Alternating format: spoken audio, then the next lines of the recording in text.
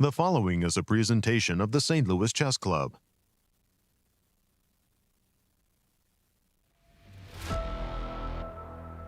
We've passed the midway point at the Superbet Chess Classic in Bucharest, Romania. With the rest day in sight, players went for broke and left it all on the boards. World champion Liren accepted his first loss under his new title after falling to a surging Alireza Firouzja.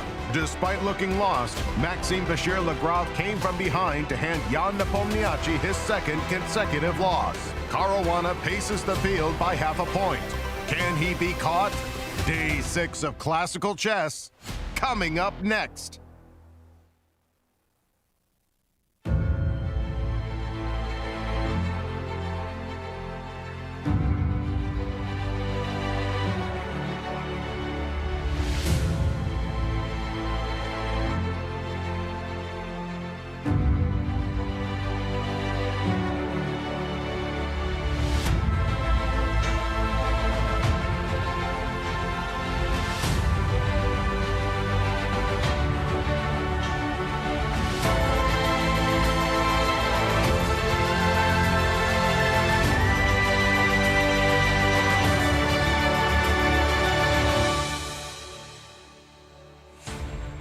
Welcome back, everybody, to Day 6 of the 2023 Superbet Chess Classic held here in Bucharest, Romania. We start the day in front of an iconic church here in the center of Bucharest, the Church Adormirea Maicii Domnului, also known as the Crețulescu Church. We've had some fantastic fighting chess up to this point. What do the players have in store for us? Let's go to the studio in St. Louis and find out. We welcome you to the first stop on the 2023 Grand Chess Tour and our coverage of Superbet Romania. We come to you live from the St. Louis Chess Club.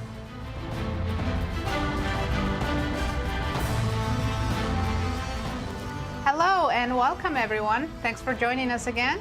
I'm International Master Nazi Paikidze, and I'm here with my brilliant co-host, Yasser Seirawan. I'm not so sure about the brilliant part, but it's a pleasure to be with you, Nazi. What have you done on your rest day? I went to the zoo, spent the day with animals. It was really nice. So nothing's changed, that's right. Hello, everyone. Hello, everyone, and welcome back to our live coverage. We are in round 6, and boy, that was a much appreciated rest day, as I'm sure the players have recharged their batteries and are ready for the sprint to the finish. 4 rounds to go. Tell us about the standings. Nasi, do the honors, please. All right, let's take a look. We have a sole leader, American Fabiano Caruana, with 3.5 points. Closely following, Firouzja, Wesley So, and Rapport. Quite the chasing pack. And with 50%, we have Anish, Giri, and MVL. With 2 points, Nepomniachtchi, Liren, and Jan-Krzysztof Duda. Wow, champion and challenger at 2 points. That looks like a misprint. Boy, that is just amazing. And with 1.5, Bogdan-Daniel. And our format. We have a 10-player round-robin tournament with a classical time control. 90 minutes for the first 40 moves, 30 minutes for the rest of the game, with 30-second increment from move 1. No draw offers allowed, and the scoring system is 1 point for a win, half for a draw, and 0 for a loss. Traditional points system, and our remaining schedule, Nasi. Right, we have 4 more rounds to go. Players will be playing round 6 today, and the tournament will end on Monday, May 15th. Outstanding. And as always, we're delighted to have in studio Varuzhan Akobian. Very nice to see you this morning. How are you doing, and how did you spend your rest day? Good morning, guys. I had a very nice rest day, spent some time with family, and now we're back to see the round 6 of this very exciting tournament. And Fabiano is in the lead, but there are 3 people behind him, so I think still a lot of chess to be played. And we have an incredibly strong field. Let's take a look at the rankings of these players, the live rankings. So we have Jan Nepomniachtchi, number 2 currently, Liren, number 3, Alireza Firouzja, number 4, number 6, Anish, Giri. Number 5 actually is Hikaru Nakamura, who is not playing in this tournament. Then we have number 7, Fabiano Caruana, and Wesley So. And of course, number 1 player in the world, Magnus Carlsen. He is missing in this event, but he will be playing in the upcoming GCT Rapid and Blitz tournament in Warsaw, Poland. Let's take a look at their appearances in the candidates tournaments and the world championship matches. So we have Liren, 2 appearances in the candidates tournament, and 1-1 in a world championship. And he's the current world chess champion. He had 1 chance, and he managed to win the match against Nepo. Nepo won 2 candidate tournaments, but unfortunately both matches he lost. So he will be looking forward for the next candidate tournament to have another shot. Fabiano Caruana, most appearances in the candidates tournament, and he won and played for the World Championship match in 2018, but unfortunately lost against Magnus Carlsen. The other players also had appearances. Anish, Giri had 2, and other players had only 1, and except Bogdan-Daniel, Deac. And we're going to go to Romania to our colleague, Grandmaster Cristian Chirila. Thanks, Var, and welcome back, chess fans, to Bucharest, Romania, for the start of day 6 here at the Superbet Chess Classic. What an event we've had so far. We've passed the midpoint of the tournament, and right now the action is heating up, and we have some mouth-watering matchups for you guys. You highlighted, Var, Liren, of course, our world champion, and what a clash he will have today against Wesley So. You see how tight this matchup is. 2 wins, 2 losses, and 18 draws. And let's not forget, Liren is coming off his first loss as a world champion against Alireza Firouzja. That was a very difficult moment, but we know he can definitely bounce back. He's shown his resilience time and time again. Most recently at the World Championship match against Jan Nepomniachtchi, he was behind, trailing by a point quite a few times, and always he was able to bounce back. He's done that so many times in important events, and I'm sure he will be trying to emulate those type of feelings in today's matchup against Wesley. So Wesley is such a difficult player to crack, though. He's so solid, and if you try too hard, you will be facing consequences. And we've seen what happened to Alireza earlier in the tournament. Speaking of Alireza, he is definitely one of the hottest commodity on the market in this tournament right now after his victory against Liren. But today he will be facing the leader of the tournament, Fabiano Caruana. And Fabi has been having a blast this tournament, just getting his opening preparation almost every single day. With the black pieces, he doesn't really have any problems equalizing, and with the white pieces, we know how much pressure he can put on you. And this is exactly what Alireza will be feeling today. Fabiano with the white pieces, Alireza with the black pieces. That is going to be a matchup that I'm having my eyes on. Guys, what do you have your eyes on? Well, thank you, Cristian, for that setup. In fact, Nazi, lay the table for our viewers and tell them what they can expect in today's pairings. Let's start it from the top. Right, let's take a look at our matchups today. We have MVL playing Rapport. Very, very nice. Vachier is one of the trailing players looking in. Deac against Giri. Both players looking to win there. Liren against Wesley So. Huge matchup. Fabi, our leader, against Firouzja. It gets bigger and bigger. And Nepomniachtchi against Duda. Again, both players needing a victory. It looks like we've got a fighting day of chess ahead of us. And what are they fighting for? Right, they're playing for a lot of money. The prize fund in this tournament is $350,000. Very nice. And the first place winner is going to get $100,000. Second place, $65,000. And third, $48,000. Very nice prize fund all the way down to 10th and final place. Everybody gets a good prize. And of course, it's about the Grand Chess Tour points and getting as many as you can. If you win clear first, you get a bonus. You get 13 Grand Chess Tour points. The player with the most Grand Chess Tour points at the end of the tour gets an additional bonus of 100,000 and I believe 1.2 million, the entire Grand Chess Tour tournament prizes and bonus points, as we see Liren taking a seat with the white pieces. And I have to say, he was my pick to win the tournament, but his play, especially with white, is leaving a kind of a sour taste. He's not getting anything. I think he has a new haircut. Coming very refreshed.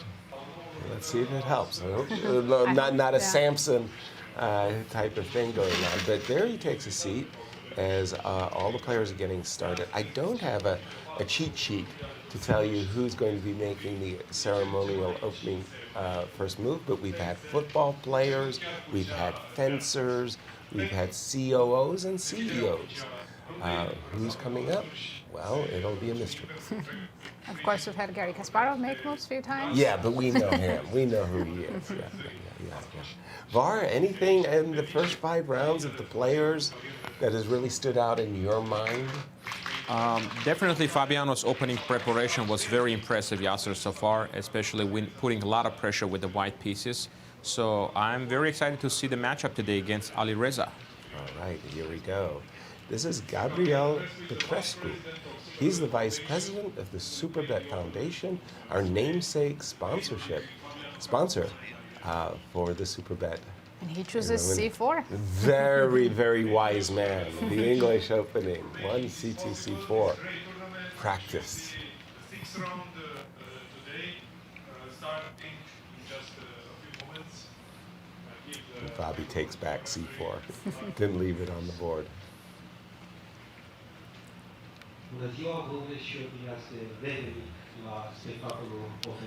And we have Nepo against Duda today. He is hoping to come back after 2 losses in a row. Exactly, back-to-back losses. I can tell you, it only happened to me once in my entire career, but I once lost 3 games in a row, and I thought the rules of physics had changed, the rules of chess had changed. I mean, my world was completely rocked. And 2 out of the 3 games I had winning positions as well. So it's like really, really beautiful. When you're in Nepo's class of 2,800, you know, losing a game hurts really, really badly. Back-to-back losses, wow. That just is such a rare thing for such a very, very strong player. We'll see how he fights back. They say the rule is try to make a draw, right? Yes, Exactly. Yeah. Stop the bleeding. Stop the bleeding. Try to make a draw and just adjust after that. Yeah. Yeah, it happened to me also once in my career that I lost 3 in a row, and my goal was just to stop the losing streak. Right. You mentioned, Var, that you're impressed by Fabi with his handling in the openings, especially with the white pieces. To get today is a huge day. He's playing the highest seed, or. Yes, and he has a good record against Alireza, as we saw. He's got 3 wins and just 1 loss against him. How is he going to bring the pressure today? Will it be E4? Will it be D4? Well, it's hard to tell. Fabi can play both, but you know, I'm thinking maybe E4. And I will add that Firouzja won 2 games in a row. Yes. So he's on fire. Exactly. While one man's fortunes, Nepo's, are going down, another is rising. And remember, Alireza, his last classical event, the Sinquefield Cup, many, many months ago, he started with a loss against Wesley So, and he is bouncing back. And guess what, guys? We have C4. Why did he take the move back? Yeah, exactly. Well, so Firouzja would know in English, and maybe Slav. Well, that's exactly what C7. Now, C7, C6 is an invitation to tango in the Caro Kann. I was going to say, Fabi can play E4. Right. But we see Knight f3, so it's most likely going to be the Slav defense. Yes. Now, Firouzja had played this, I believe, with Duda. That was the bishop. No, it was with Deac. Pardon me. It was a game that he won against Deac, outplaying him with bishop f5 and bishop takes d3. G2, g3. Against the Slav move order, is this an invitation to try to win the pawn? Absolutely, yeah. You can take the pawn, and it leads to some sharp lines, Yasser, after bishop g2, castle, and oftentimes you see the move knight a3 played, trying to recapture the pawn with a knight. And the black needs to try to make it more difficult, because if you just allow the capture, then white will have also the control of the center after like d4. Okay, so d takes c4. Yeah. Did you say knight a3 right away, or bishop g2 Bishop first? g2 first. Bishop g2 first. I think knight f6. Right. Castles, and actually, you can also play here bishop f5, for example, if you want to develop the bishop first. Well, I'm wondering. Okay, I really want to play something that will keep the pawn in my pocket. So, which line will give me the best chance of retaining the pawn? So, if I play b5 right away, there I'm looking at a potential a4, right? Yes. So I need to do something that just I want to be able to meet knight a3 with. I think we have a Please. surprise continuation. G6. Firouzja also played G6. Whoa, G7, G6. That's almost Vichy Anand-like. I remember in his match with Magnus, knight where he did this G3, G6, Queen A4. What a peculiar now move. I think it will actually transpose to classical Catalan after d takes c4, which we already have on the board. Yes. Queen takes c4. If Fabio decides to push d4 In the near future. in the near future, then we have Catalan with d takes c4 and c6. Yeah. Sometimes the transpositions, Nasi, is so weird. Yeah. I think of it as a Grunfeld because your bishop is on G7. Catalan, yeah, I mean, okay. I mean, VAR will tell us where we stand in about 4 moves time and tell us what the name of the opening is going to be as we transpose into, and we do have D4, by the way, on the board too. So are they transposing into a Grunfeld or a Catalan or a King's Indian? What do we got? We got it's called a ready opening, of course, with From the start. with the G3. Yeah, it resembles the Grunfeld defense, the structure here. And a lot of games I see here, not so many games actually with this move order we see. Bishop e6 is one of the main options, try to attack the queen. We see this often happening in this opening. Like, let's say, bishop e6. Useful tempo. Yeah, there was a game of Yu Yangyi and Ding Liren here that ended in a draw. So in 2017. So you can play 2 options. You have queen c2 or queen a4. Let's say queen c2. And actually taking the pawn on d4, it is a possibility. It doesn't look very natural to give up the dark to a bishop, but you can play this move, bishop takes d4. But white will have a compensation after, let's say, capturing queen d4 and bishop g2. But Ding Liren decided to play the move queen a4, just yes, to keep an eye on the pawn on d4. Sorry, Fabiano played queen a4, and now. This is actually the game position. Yeah, this is the game position. Yeah, Gotcha. we have the moves now. So queen a4 played, and let's see, not so many games played. Not so many games played in this position, and bishop d5 is a possibility to put pressure on f3. Another option is just to develop knight d7 to try to play knight b6, knight c3, for example. And if you play knight b6, then white will retreat on d1, and white has the control of the center after bishop g2, castle. If it's possible, will also play the move e4. Not easy to play with black. It's black needs to find a good move here to try to maybe pressure on the center. But at the moment, it looks like white might have a slightly better position here. Wonderful. Looking around the board, around the stage, pardon me, I do see a mainline winner-were French defense in the game between MVL and Richie Rapport. Now, the French is a rare bird to begin with, but the early h4, h5, as played by MVL, also is a very rare way of meeting the winner. Okay, let's first of all. Richie has been playing French defense in this tournament, so Yes. MVL for sure prepared this line. Exactly. We just to remind everybody that in the game between Nepo and Richie from this tournament, knight d2 was essayed, and Richie got a pretty decent position out of the opening, and indeed he was pressing in a game that was a hard-fought draw. Knight c3, the mainline continuation, bishop b4, the Steinitz defense with knight f6 is also the main alternative exactly in this position. The bishop b4, I want to say, is the most combative way of continuing. And with the move e4, e5, Bobby Fischer opined that this is just killing the French defense, that white has this great bind in the center, this cramping position. Furthermore, the queen can easily drop in on g7 with the move queen g4. And the very well-known bad bishop on c8. Exactly, the French bishop. c5, a3, bishop takes c3, b takes c3, knight e7. A lot of players do like a move order with queen c7, which in some cases, it looks a little funny. What's the idea behind queen c7? To meet the move queen g4 with sometimes this move f6, and the queen nicely protects g7. But knight e7 is the most traditional move order, and here knight f3 I think is by far the most popular move order. h2, h4 has been essayed, gosh, thousands of times. I'm familiar with it, but knight f3 I think is everybody's preference. Pardon me. Queen c7, this sets up an idea of capturing, and queen c3 check. It's not so easy to defend against that check.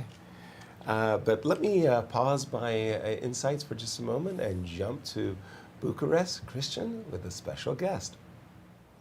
You want that to resume it? Thank you, Yasser. Yes, we are here indeed with Gabriel Petrescu, the Vice President of the Superbet Foundation. Gabriel, first of all, welcome to the show. Tell us a bit about your first Thank you very much. ideas about the organization of this event. How do you enjoy it? So I enjoyed it very much. I mean, I came to the foundation from the very beginning in 2019 when we set up the foundation. And it was so wonderful that from the start we have been involved in the Grand Chess Tour from the very beginning. So in the 4 years in a row, it was a great experience. The Superbet Foundation has a lot of initiative with youth. Tell us a bit about that. Highlight some of those. Yeah, so we have a lot of initiatives about youth. We are sustaining grants in all sorts of disciplines, in sports, in education. We have 2 major, let's say, projects that we have been developing in the past years. It's Go Scholarships that is helping the youth from 14 to 18 years old in getting performance in sports. And the other important project that we are funding is the Gambit, the step-by-step Center for Education is supporting this project, this initiative, and we are funding it, as a matter of fact. And some of these kids have actually had the privilege of chatting with one Garry Kasparov not many days ago. Tell us a bit about that. Indeed, it was a very, very interesting meeting that the children from Step-by-Step Center, as well as the Go Scholarships, had with Garry Kasparov. They had 1-hour meeting, and they were really challenging Garry Kasparov with a lot of questions. And what I liked the most was the fact that they were asking questions about how he behaved when he was young, as they are now. And that triggered some emotions. This is how I felt it on Mr. Kasparov's side. And it was pretty interesting, and also a lot to learn about how to deal with, how to cope with losing a game. And this was a question from them. How do you cope with losing? And then it was, of course, another question. How do you cope with when you win? And that was a wonderful thing. No, absolutely. And to be able to be so intimate with Garry Kasparov, one of the greatest chess players of all time, is just an incredible opportunity that you guys are offering this young generation. And you guys are working with the Kasparov Chess Foundation to help chess in schools as well here in Romania. Yes, also with the support of the Step-by-Step Center, we managed to translate the books that have been published by the Kasparov Foundation. It's called Step-by-Step, Learning Chess Step-by-Step, and there are 3 manuals. One is for kindergarten, so we start from early childhood, let's say. The other is for children in the primary school, and then there is also a big manual for teachers in order to learn how to use chess, not only in how to play chess, but also how to use chess as a way of life, as a way of learning other disciplines that are not necessarily related to sports or to the chess itself. But and this is, I think, maybe the most important of all. I think you guys have a great system, taking these young minds from the early stages and taking them all the way to university, the college level, and the professional level after that. So congratulations, and thank you very much for everything you're doing. Thank you. It was a pleasure. Guys, back to you. Thank you, Cristian. I was reminded during that interview, you know, Gary being asked, how do you cope with a loss? How do you cope with a win? And Magnus Carlsen at the press conference in Norway, one of the little Norwegian boys said, you know, like, when did you learn to stop crying after a loss? And Magnus looked at the little boy and said, what makes you think I learned to stop crying? It's very, very sweet. Wow, Var, I am stunned by the move that MVL just made in his game with Richie Rapport. You are a longtime French player, and I think this is a very, very unusual moment to play the move F2, F4. First of all, is that theory? And if it is, I'm shocked. But do you find this move stunning, or are you familiar with this move? Yes, this move is actually a little bit surprising, and I was told it's a novelty, actually. Never played before, and the idea is try to, of course, expand at some point with... you're going to need the move G4 here to play the move F5 if you're ever going to be able to play that move. But the move is a little bit surprising because it's not helping with the development and also weakening some of the squares in White's position. But I think MVL definitely analyzed this position. I want to go back a few moves and show another idea potentially Black can try to do here, which whenever I played these positions, this was my main idea to try to do as Black here. So in this position, he played the move Knight C6 here. I really like this pawn with B6 because I really want to play that move Bishop A6 here to try to get rid of the bishop. Of course, there's some problems with this move as well. In particular, there is always a move like Queen G4 here, targeting the pawn on G7. And oftentimes, you have to play the move King F8 here because there is no any other good way to protect this. So you put the king on F8, and then you play the move Bishop A6. I had a lot of games played like this with Black, some good wins, some losses as well here. But I really want to see this move Bishop A6 played here to get rid of the bishop. However, Black didn't play the move B6, played Knight B6 here, and I see some games played in this in the database. Leko had a game with the white pieces here after this move, and here White can play Rook H3, for example, Queen G4, Knight F3, but no one played this move F4. So the idea is to try to get the knight on F3 and try to prepare this move F5, which of course it's not going to be easy to play. But now we see Rapport is already thinking, and MVL, you know, he hasn't spent any time yet. So what are the alternatives here for Black here? Well, the most immediate move that comes to my mind, the most obvious move, is Knight F5. Sure. I want to take advantage of the fact that the pawn is on F4 because G3 is a weak square, right? Knight F5, I think. And it could take on D4. Absolutely. Knight F5 move, I think, is going to be met by this move Knight E2. Because covering the G3 square. Exactly, which I think is Black is something that you want to provoke. It's not like the knight on E2 is really great shakes. So, for example, B6, just as you suggested a moment ago. B6, yeah, then we will see the move G4 played. Gotta go back. Gotta go back. And now, if Black manages to play Bishop A6, we'll be very, very happy. That's on my agenda. So that's why White will play this move Knight to G3. Okay. Opening up the diagonal for the bishop and also preventing the move Bishop A6. And Knight on G3 also will help with the potential F5 push a little bit later. So my question to you, Var, since you're the French player, will White ever castle in this position?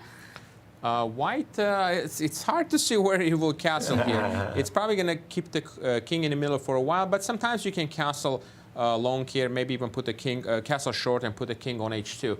But really depends how things will develop. At the moment, there is no immediate danger for White to castle here. It's more like try to complete the development with Bishop D3, Bishop B3. This position, I will be a little bit uncomfortable, guys, because I see a lot of space advantage for White and not clear how Black is going to continue. So that's why maybe instead of the move Knight F5, unfortunately, this Knight E2 is a really good move against Knight F5. There might be some other options. For example, Engine likes this move F6 to try to create some counterplay, while white is not very well developed at all, so try to open up the position. So this is one idea. Another option is just to play bishop d7. Then you're getting ready to play long castle. But once again, he really wants to play this move f6 here to create some dynamics in the center and open up the f file potentially. All right. Well, keep an eye on that as we look at the head-to-head matchups between these two players. Of the 11 games, pretty decisive number in favor of MVL in terms of classical chess. 4 wins.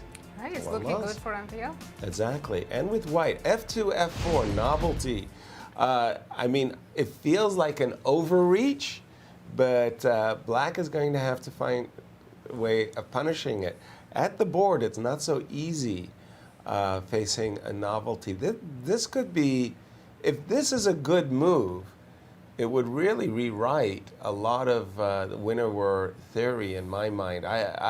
I always thought that white was going to shy away from this move, and oftentimes, you know, you go rook h3, rook g3, and not f4, g4, f5. Okay, we'll keep an eye on that. As I see that for a first time, we've kind of have Najdorf. Hello. I mean, nice to see you again, old friend. An open Najdorf in the game between Bogdan-Daniel Deac and Anish Giri. And, well, a lot of players, when they're facing the Najdorf these days, they're not going for the super ultra-sharp lines with bishop g5, but more or less trying to play a positional line with bishop e2, inviting a shenanigan with e7, e6, or e7, e5. Always thought of this as a Boleslavsky Najdorf. Do you have experience with this line? Yes, when I was studying Bobby Fischer's games, I loved the way he played Najdorf. So Najdorf was actually my first opening before I started playing Caro-Kann. Yes. Before you became super solid? Yeah. Like, what happened? You didn't have good enough experiences with the Najdorf? No, I did actually. Most of my wins are from Najdorf. Maybe I should go back to it. So what happened? I mean, again, you had a bad coaching advice as give up the Najdorf. You're winning too many games. Yeah. It's not fair. Let's make more draws. Exactly. Bishop e7, castles, castles, bishop e3, bishop e6, rook e1. Okay, a little bit off the beaten path. I'm not h7, familiar h6. with h6. I mean, I think knight d7 is the main move. Everybody plays knight b d7, yeah. Like a4, rook c8. Right, tons and tons of games from this move order. h7, h6, when the bishop is already developed to e3 is a little bit strange because it's sort of like, I'm worried, I want to stop bishop g5. Well, I've already moved to e3. h7, h6, bishop f3, well, a clear indication of what Daniel wants. He's defending the pawn on e4 so that he can make the move knight c, the jump knight c3 to d5 possible. And it's funny, it's like we could transpose almost like from a Najdorf into a Sveshnikov, or at least a Sveshnikov-looking position, right, where I get to play a4 or a5 or playing for the queenside majority. We'll keep an eye on this one. Var, over to you. And what games have caught your eye early in round 6? I wanted to mention something about this game. Please. This h6 move is actually a very rare move. As you mentioned, knight bd7 is the main move. In particular, there are only like 3 games in my database, and one game is actually played by Anish Giri against Nepo from 2022. So it's actually, he had a game like this, and there's a good chance that Deac actually looked at that game and prepared something. So in this position that they have right now after h6, in that game mentioned, Nepo won with the white pieces. He played the move queen d2. So he played queen d2, and after knight c6, he managed to win the game. But in this position, Deac played the move bishop f3, which is very rare. Now I see a couple of more games in this position played, and I think we will see the move knight bd7 here to bring the knight, and a couple of more moves to see how the game can develop here. After a4, rook c8, and perhaps a5 could be played to try to fix the structure here. And very, very unclear position. Rook c4 is a possibility here to put some pressure. You can also maybe play queen b8, double up the rooks on a c file. Sometimes we can even consider some sacrifices on c3 if we can win the e4 pawn here. So still it's interesting position, but definitely Anish is very well prepared because he had a game like this last year against Nepo. But let's take a look at another game here. Let's see this game in particular. This b4 move I was told is a new move here. Yu Yangyi and Ding Liren played this game, and it was queen c8 played in that game by white. But Fabi played the move b4 here. Of course, you cannot capture the pawn back because you're just going to be mated after queen c8. So now, after this move, black actually has a few options. Queen d8 is the best move to retreat and control the c8 square. You can also play the move d3 if you like to deflect the queen. But white will play queen takes d3 now. And if you play queen takes b4, it's a little bit dangerous because the king is still in the middle of the board. White can try to gain a tempo by bishop a3 and play for quick e4. So there is some danger in this line for black. So the best option would be to try to go back, queen d8, and now bishop b2. White has a little bit of lead in development, now wants to recapture on d4. So you have few different ways to continue here. There is a knight h5 move, which I think is going to be hard to play. This move doesn't look natural at all here, but it's just specifically against the move bishop d4, because now if you play bishop d4, after the recapture, you take back, bishop takes g2, and you have a knight hanging on d4. So knight h5 would be a move to try to hang on to this pawn on d4. But also, if you just want to play a solid game, you can just castle. So I think something like this is very likely to be played. And queen d8 is already on the board. And if you play bishop d4, knight c6, I don't see too many problems here for Alireza here. Wow, but the preparation of Fabi playing an English-ready opening and then coming out with b4 shows that he's got novelties prepared in just about every opening. I don't know how he does it.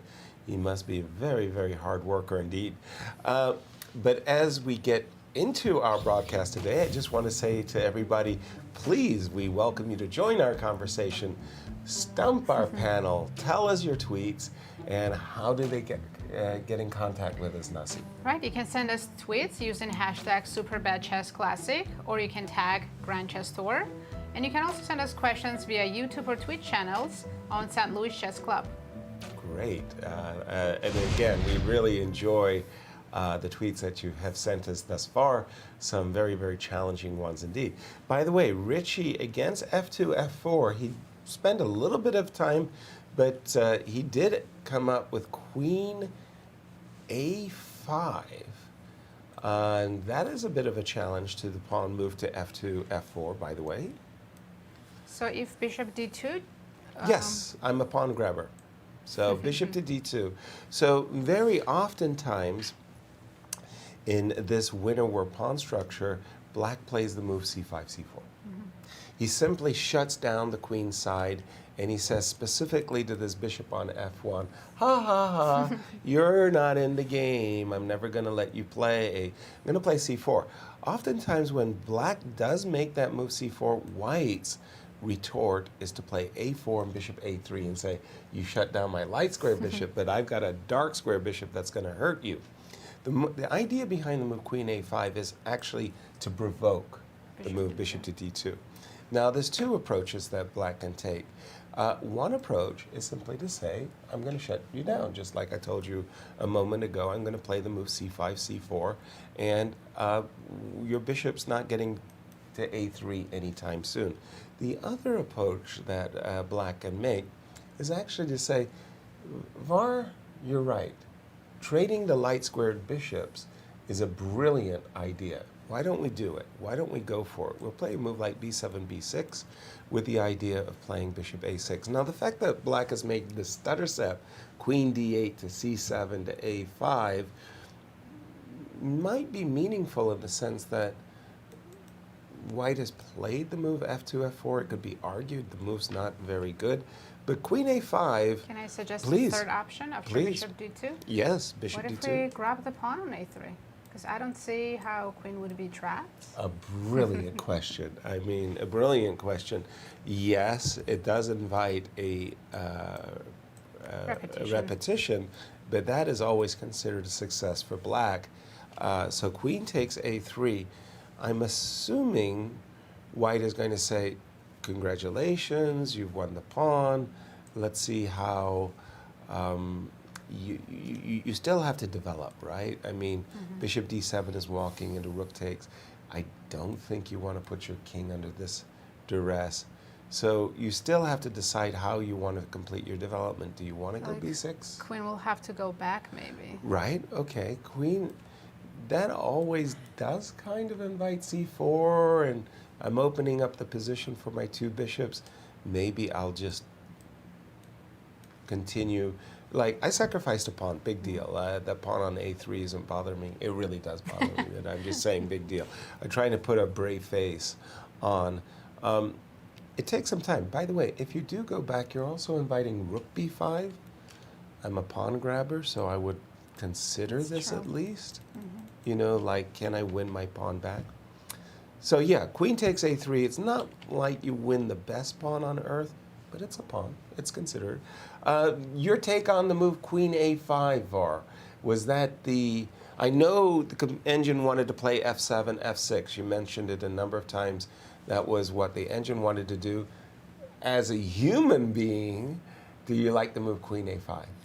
I don't like the idea that much. I would like to see like more like development, bishop d7, long castle, f6. That's the plan I would prefer here. Right. Specifically here, actually, if you win that pawn on a3, you're going to lose a lot of time. Right. And that's going to allow white to actually get all the development and potentially already get ready to play this move g4, f5. So the move b6 I like a lot in this position, just because I always want to play bishop a6 in this position. Right. But there are some problems with this move here. I will show you specifically if you try to play for that pawn here. So b6, if you try here, and actually white has a very strong move here, but it's not easy to spot this move here. And that move is actually a4. Whoa. Yes. That's a surprise move. Yeah. The point is now you don't have the move bishop a6, because if you play that, I have to move c4, attacking your queen, and if you capture on a4, your queen is now trapped. Right. So that's the main idea of this move a4. And you can play the move c4, which is the best move here, but in this case now, you're not even getting the a pawn. I can actually play the move rook a1. And as you mentioned, later on in the game, I have this plan, bishop c1, bishop a3, to bring this bishop to the diagonal. This is actually a very strong plan. Of course, you have to do this when the c3 pawn is protected here. So actually, this position, white is clearly better now here.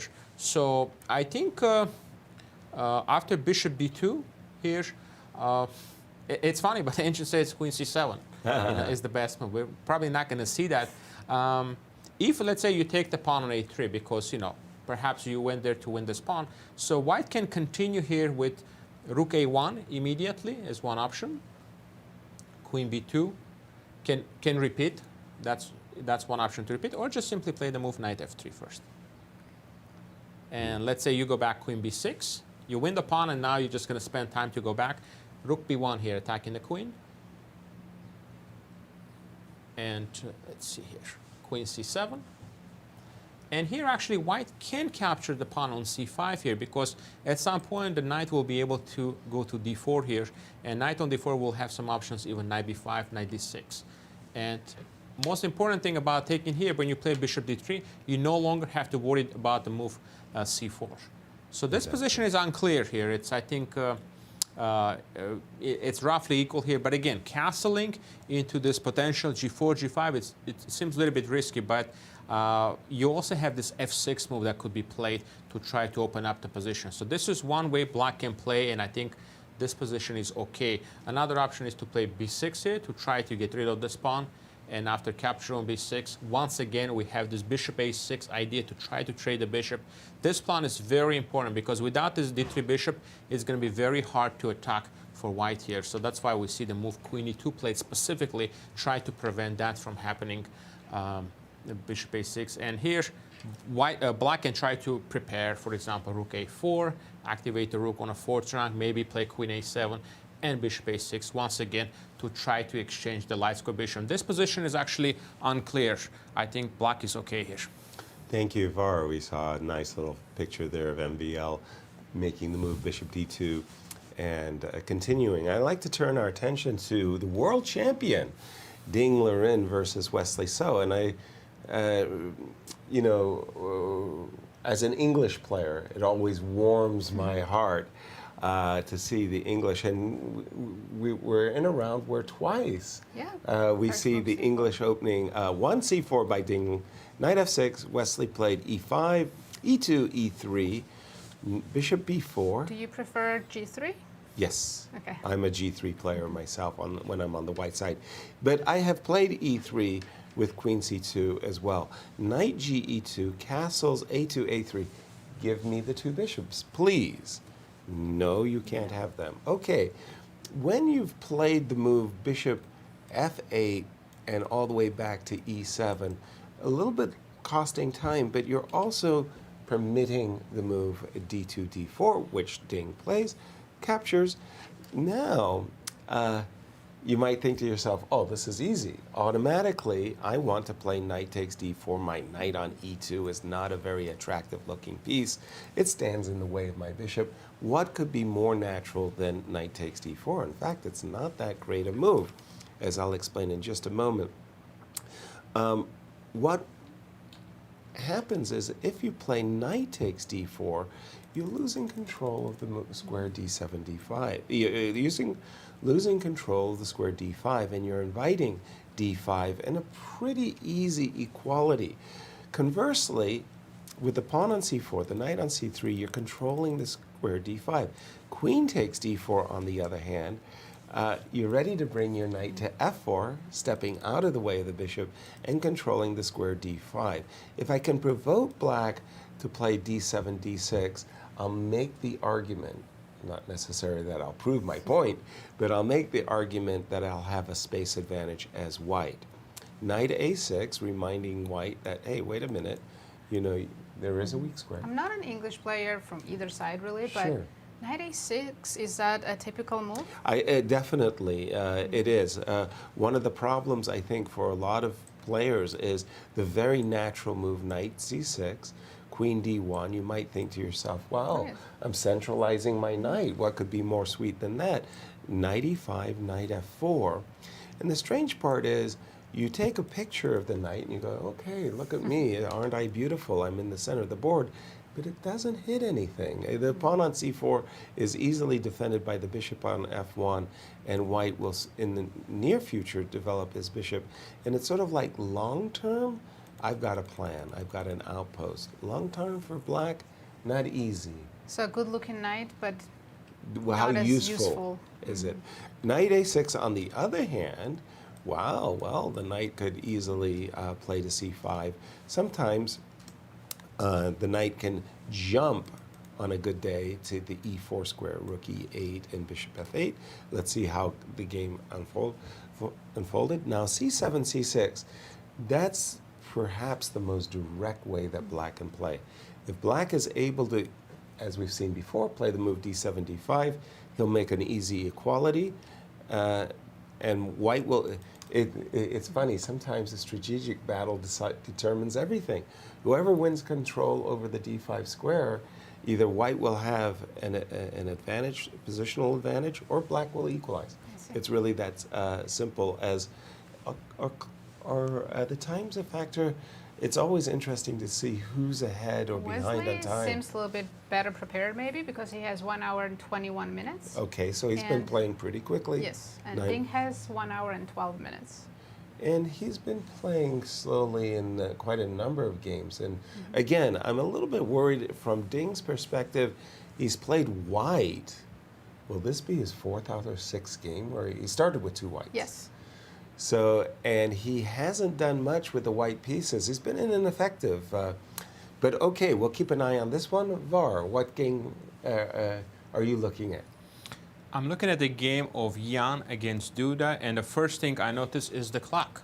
1:35 for Nepo versus almost 1 hour for Duda, and already over 30-minute advantage on the clock here. And This was a Petrov defense, the Russian game here, and the surprise came here, right around here on the move queen b3 here. This position actually has been played about 37 times here, and white tried many different ideas. h4 was played before, knight e3, rook e2, but queen b3 is actually very rare here. So only we see 2 games played in this position, and it was 2017. Both games are played by Russian grandmasters. So the point of this move is just to put pressure on b7, and also you're stopping the move knight b4. Immediately Duda started to think here, and he played the move knight c7, and Jan played knight e3. And after a long think now, Duda played the move queen c8 here. Other alternatives here are, there's a move g6. The idea is to try to control the f5 square, because at some point you need to watch out for ideas such as taking on d6 and perhaps playing the move knight f5. So let's take a look. After queen c8 here, white is a little bit better according to the engines, and one idea comes to mind is to play rook e2 and double up the rooks. There are no tactics here. Even though the bishop looks vulnerable on e7, there is no good discovery here with the knight to attack, because if you take on d5, for example, knight will take back and will protect the bishop, also attack the bishop on f4. So at the moment there is no, there are no tactics here involving this unprotected bishop here. So rook e2. Let's see how black can continue here. One option is to play rook e8 to bring the rook into the game and also protect the bishop. Then we have rook a e1, doubling up the rooks, bishop f8. And here white can play a few different ways. You can play the move a4 to try to gain some space on this side of the board. Also, you can play the move h4. It's funny, you can play a4 and select. Both moves are very interesting here. h4 will be with the idea to play h5. Maybe at some point, if you could put a pawn on h6, that would be great. Probably most likely when the pawn reaches h5, it will be stopped here by the move h6 here. So h6. Evaluation is actually a little bit better for white here. It's like, 0.5 perhaps, c3. And it seems a little bit more comfortable to play for white. Now you also have the option to bring the queen to c2. Again, at some point capturing on d6 and putting the knight on f5. So slight advantage for Nepo. And their lifetime head-to-head matches, 3 wins in Nepo's favor, 1 loss, and 5 draws. So Nepo is enjoying the outings that they have with one another. Var, I gotta ask your opinion, because the Ding Liren has just kind of played, just as Wesley, an in-your-face move, c7, c6. I'm going to play for d5, come hell or high water. And the move e3, e4, wow. Are we still in theory? Because, again, the fight for it's no, as black everything. Here, yeah, I please. would be provoked to push d5 even more now. That's what I wanted to ask. Is this still theory? And, I mean, basically, Ding is saying, I'm going to control the square d5. Doesn't Wesley have to make a gambit of sorts here? Yeah, he probably needs to do something pretty quickly here. We can take a look at some of the best lines. Only one game played in this position, Yasser. Only one? Only one. Not that much theory here. The game between 2 Russian grandmasters. So the move e4, it's not the top move that comes into mind if you look at the engines. But there are 2 options you have here. You can play the move rook e8, which is logical to put the rook on open file. Or you can also play this move d5. Okay. Which actually makes sense because you already castled and white king is still in the middle of the board. Of course, this is going to be a pawn sacrifice, but let's take a look how black is going to be able to achieve a compensation here. So c takes d5. Right. C takes d5. So here we have a few different options, but let's take a look at this move first. Knight f takes d5. You can play knight f takes d5. If you take back with a pawn, yeah, that's logical. To keep the knight on c3 to protect. So you have a few options, but I think this move is very natural. Bishop f6. Now you want to capture the knight on c3 and pick up the pawn on d5.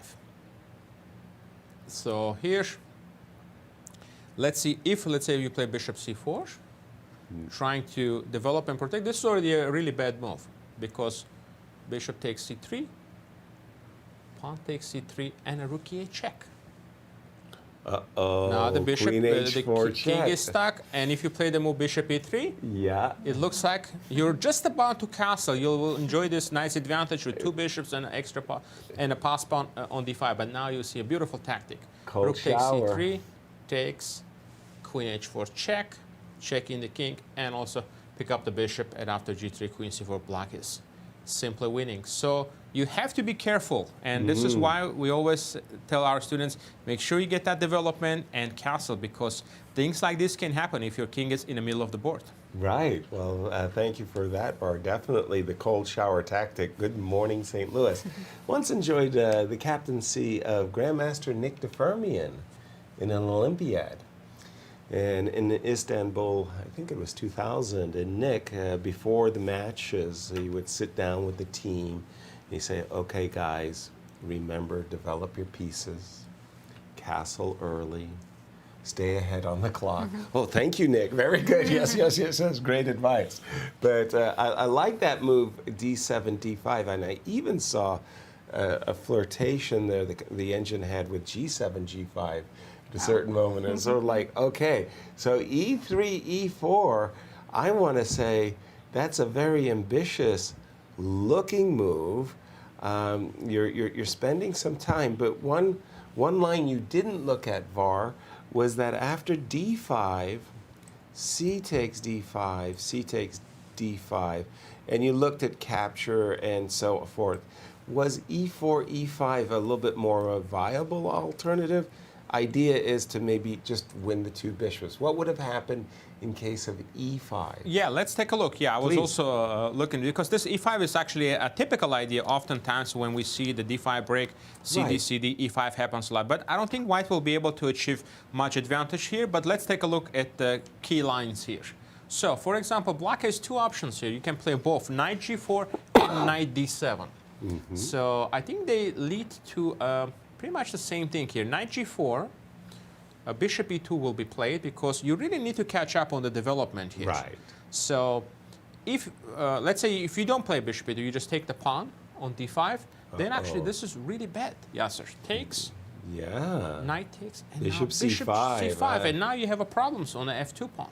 So white is in serious trouble here. So you really need to play the move bishop e2 here to try to catch up on the development. So bishop e2 now attacking the knight on g4, knight takes on e5, and now you need to recapture the pawn back. So you Exactly. take knight, f takes d5, knight takes d5, knight takes d5, and here black has few options here.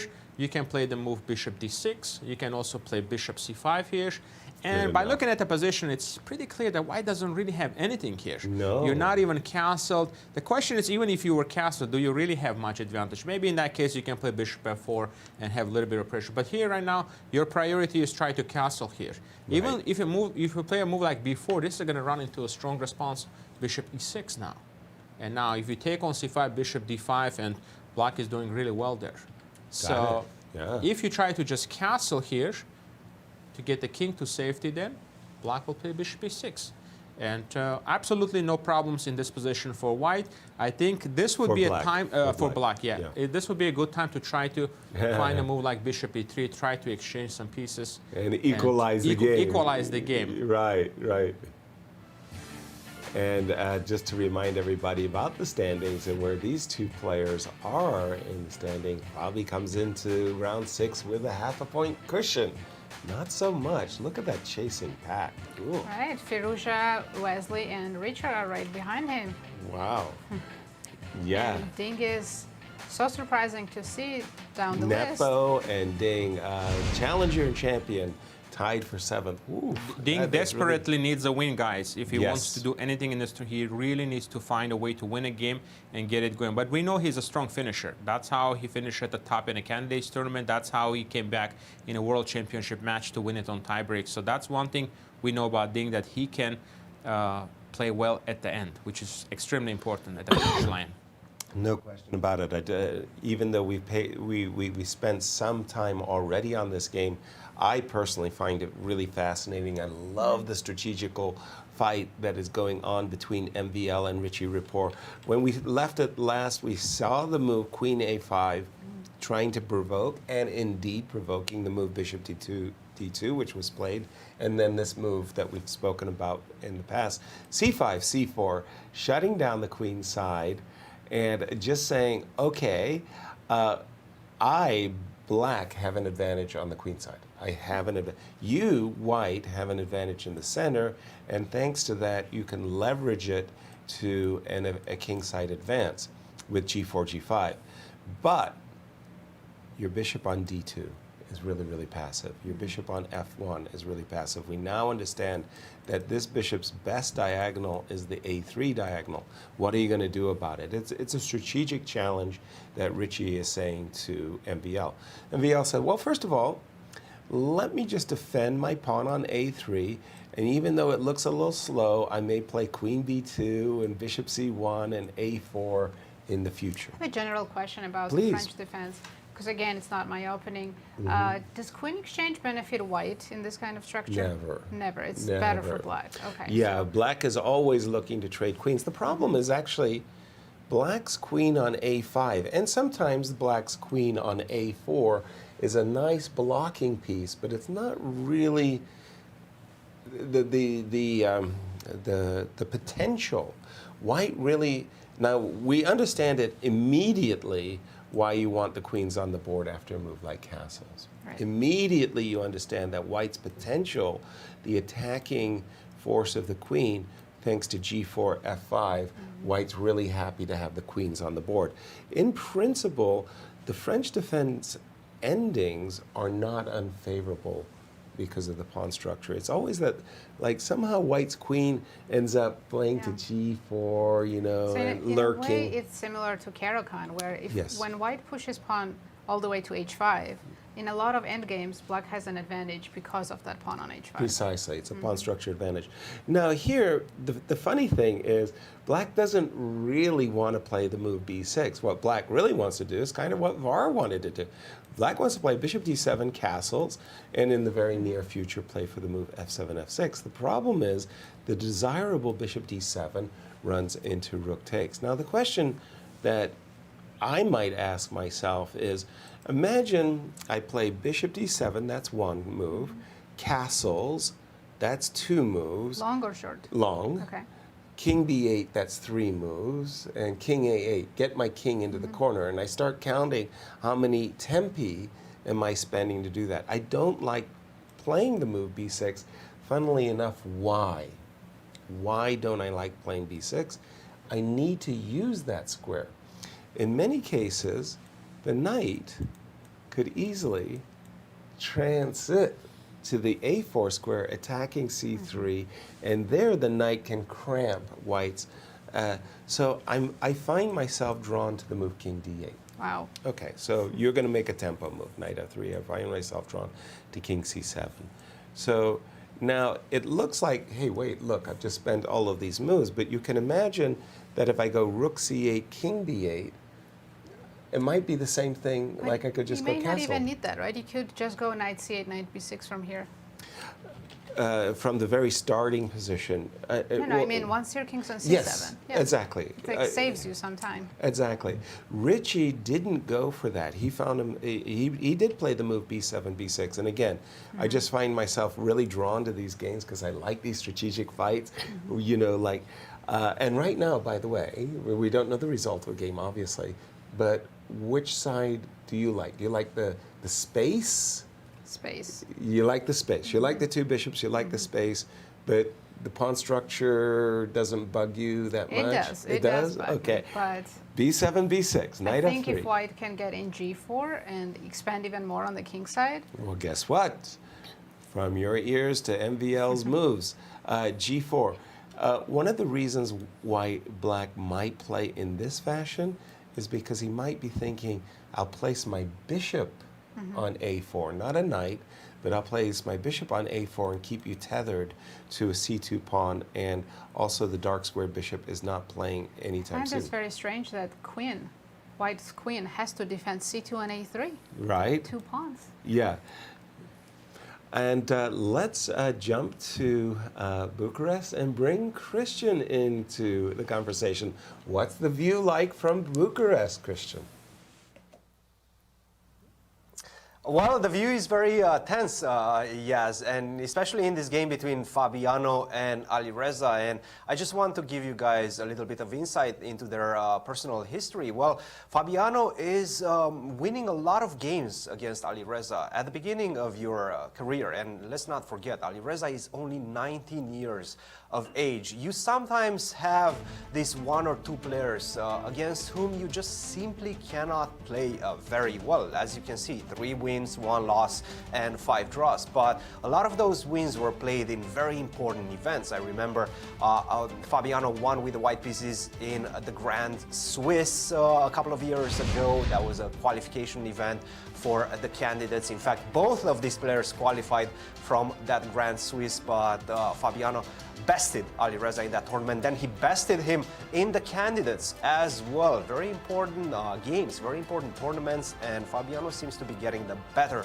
of Alireza in each of this event. And right now he's putting a lot of pressure on him, and it's a matchup of styles, right? Alireza seems to be doing very well after the opening phase is finished. Perhaps the opening phase, just due to the lack of experience that he has at 19 years of age, he just didn't have enough time to build that rock solid repertoire that you see with most of these players, and Fabiano is definitely taking advantage of that. And let's take a look at what happened in today's game. Fabi started with c4. You guys kind of analyzed the majority of it, but let's try to understand where things went wrong, because I do think that right now, in the current position that we have on the board, Fabiano has a pretty significant edge in the position, at least a very pleasant edge in the position. And c5, Alireza knew what he's supposed to do. He needs to strike in the center as fast as possible, lengthen the action of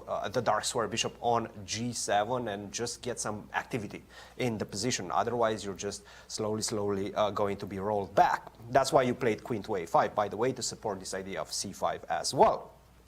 And now we have castle. And this, by the way, has been played, Yu Yanghe versus Ding Liren from 2017, but it's the only game that I'm seeing in the database.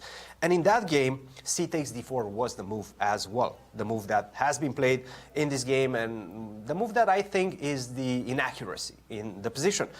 I believe knight to c6 was perhaps better, but at the same time, it's not an easy move to make, especially if you don't know the theory. For example, if you take on c5, now you go castle as black, white goes a3, slowly trying to connect those pawns, maybe rook to b1. I'm 2 moves away from connecting those pawns. Rook to b1, because of course, for example, if you play rook to d8 and I go b4, you can just simply take on b4, and my rook on a1 is going to be hanging after a takes b4. So you cannot play b4 yet, but you are 2 moves away from that. Rook to b1, follow it up with b4, and then there's just going to be a comfortable pawn up for black. But what for white, excuse me.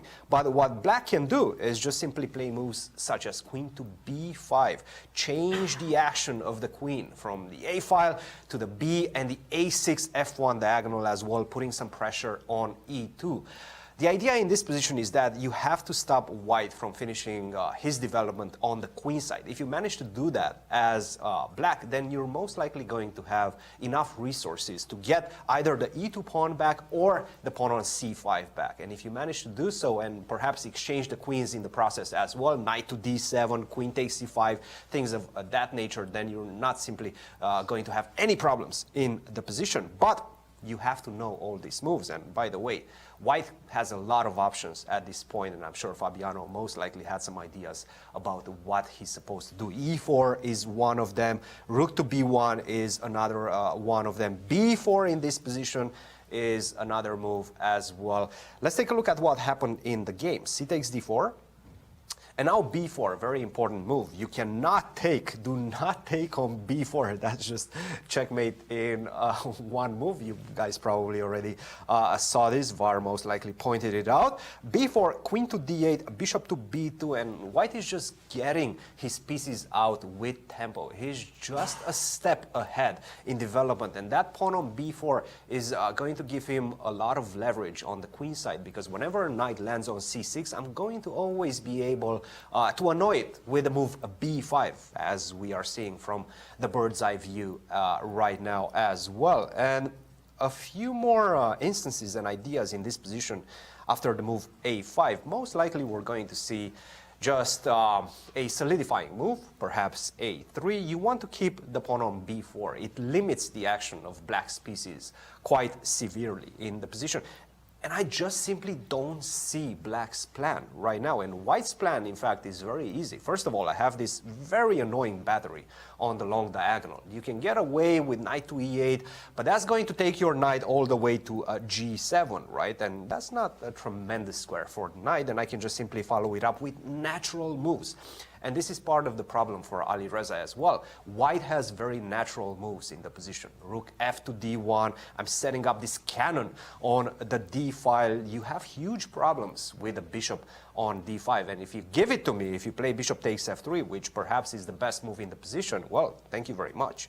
Now I have an open center position. My bishop on g2 is a laser on that long diagonal. It just feels like white's position is much more comfortable to play, and these are the exact type of positions that we've seen Alireza fall to the sharp sword of Fabiano time and time again in their previous encounters. So this is why I'm slightly worried for Alireza. Definitely with a victory, Fabiano will be taking a commanding lead in this event. This is a crucial game for the standings and potentially for the whole event. Thank you, Cristian. Big moments indeed as we prepare for our break. First of all, before we go on break, we've got to ask what is happening at Q Boutique, our in-store shop here in St. Louis. Well, here's your chance to get this popular limited edition t-shirt commemorating the World Chess Hall of Fame's Mind Art Experience. 10 years of chess and culture in St. Louis, featuring a drawing of the world's largest chess piece and the World Chess Hall of Fame building. Available, as always, only at QBoutiqueSt.Louis.com. Please, for all your chess shopping needs, do visit Q Boutique. And as we go to break, we ask the players on the special how they interact or what do they think of AI, artificial intelligence. Here are their answers.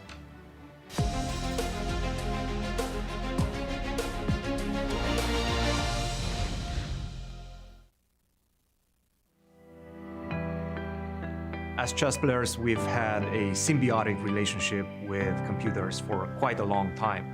Are you using the new technology, ChatGPT, all these new artificial intelligence solutions that we have right now? Yeah, we chess players use AI to train. I think it's an open secret. Yes, then neural network is basically a must for today's grandmaster. It was revolution like some 5 years ago, I think. That AlphaZero beat, I think, Stockfish 8 back then in London. That was very unexpected and very big. Chess engine is like a god. I mean, it cannot be beaten. And here it comes some AI, you know, who day before didn't know chess rules and just smashed the Stockfish. So after that, I mean, everyone was really like fascinated, I guess, by it, and also was looking for ways to improve their chess. Yeah, I mean, for me personally, like AlphaZero and chess-related AI stuff as a whole is, of course, it changed the game of chess, the way we play it compared to a few years ago when it came. But I believe it's just sort of a test phrase, if you will, like a miniature version of what's going to happen outside of chess in the real world. And I believe since chess is, you know, to me it's a very important game, but it's just a game, right? There are much more serious issues in the world. So I believe chess is showing that AI can come up with serious, unexplored ideas in a game that people have been playing for ages. AI can really be a game changer.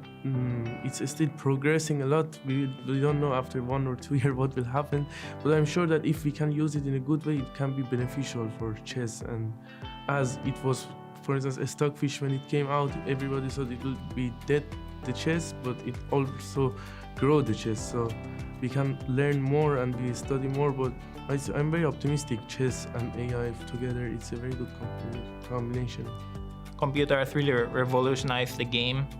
And so players, as a player, you need to adjust, be ready for everything. But at the same time, I think that computers can only really do so much in the game because as a player, your brain can only take so much, you can only memorize so many lines. So in that regard, I think chess has become more difficult than the old days. I personally, in my opinion, I don't think that the computer can change the game as radical as some people think it can. But I think people will still play the game. There's obviously a lot more theory nowadays than before. Yeah, the AI has sort of started with chess pretty much. I think the big breakthrough was when AlphaZero was built, and that's also gave confidence to a lot of AI researchers, as I've heard, to see the potential. And now, building on that, there are so many tools already in the making, and I'm sure within the chess world, there are many things you can utilize it for. You can definitely see potential in some sort of AI tutoring. It seems like it's lacking, power to answer these specific questions, and for now, and it seems like, the engines we have now with Stockfish, with AlphaZero when it came out, they're the best AIs that I know to answer these specific questions. So for now, ChatGPT is no big use for us professionals, and I suspect it won't be anytime soon, but I could be wrong. Yeah, I think over time that sometime would pass, and they will combine maybe like a ChatGPT or something else with the Stockfish and Lila Zero or something. Yeah, and it would be quite a useful tool. But I guess we are not at this point, but things are developing quickly. ChatGPT itself, the language learning model doesn't have much relevance at the moment for chess. But still, we've seen the computer revolution. It continues. Computers are super strong in chess, and I think that we're going to see that across the board, not just in chess, but in everyday life. Technology is going to continue to expand, and who knows what will happen. I mean, hopefully more good things than bad things, but you never know. But in terms of chess, it's definitely changed the game quite a lot.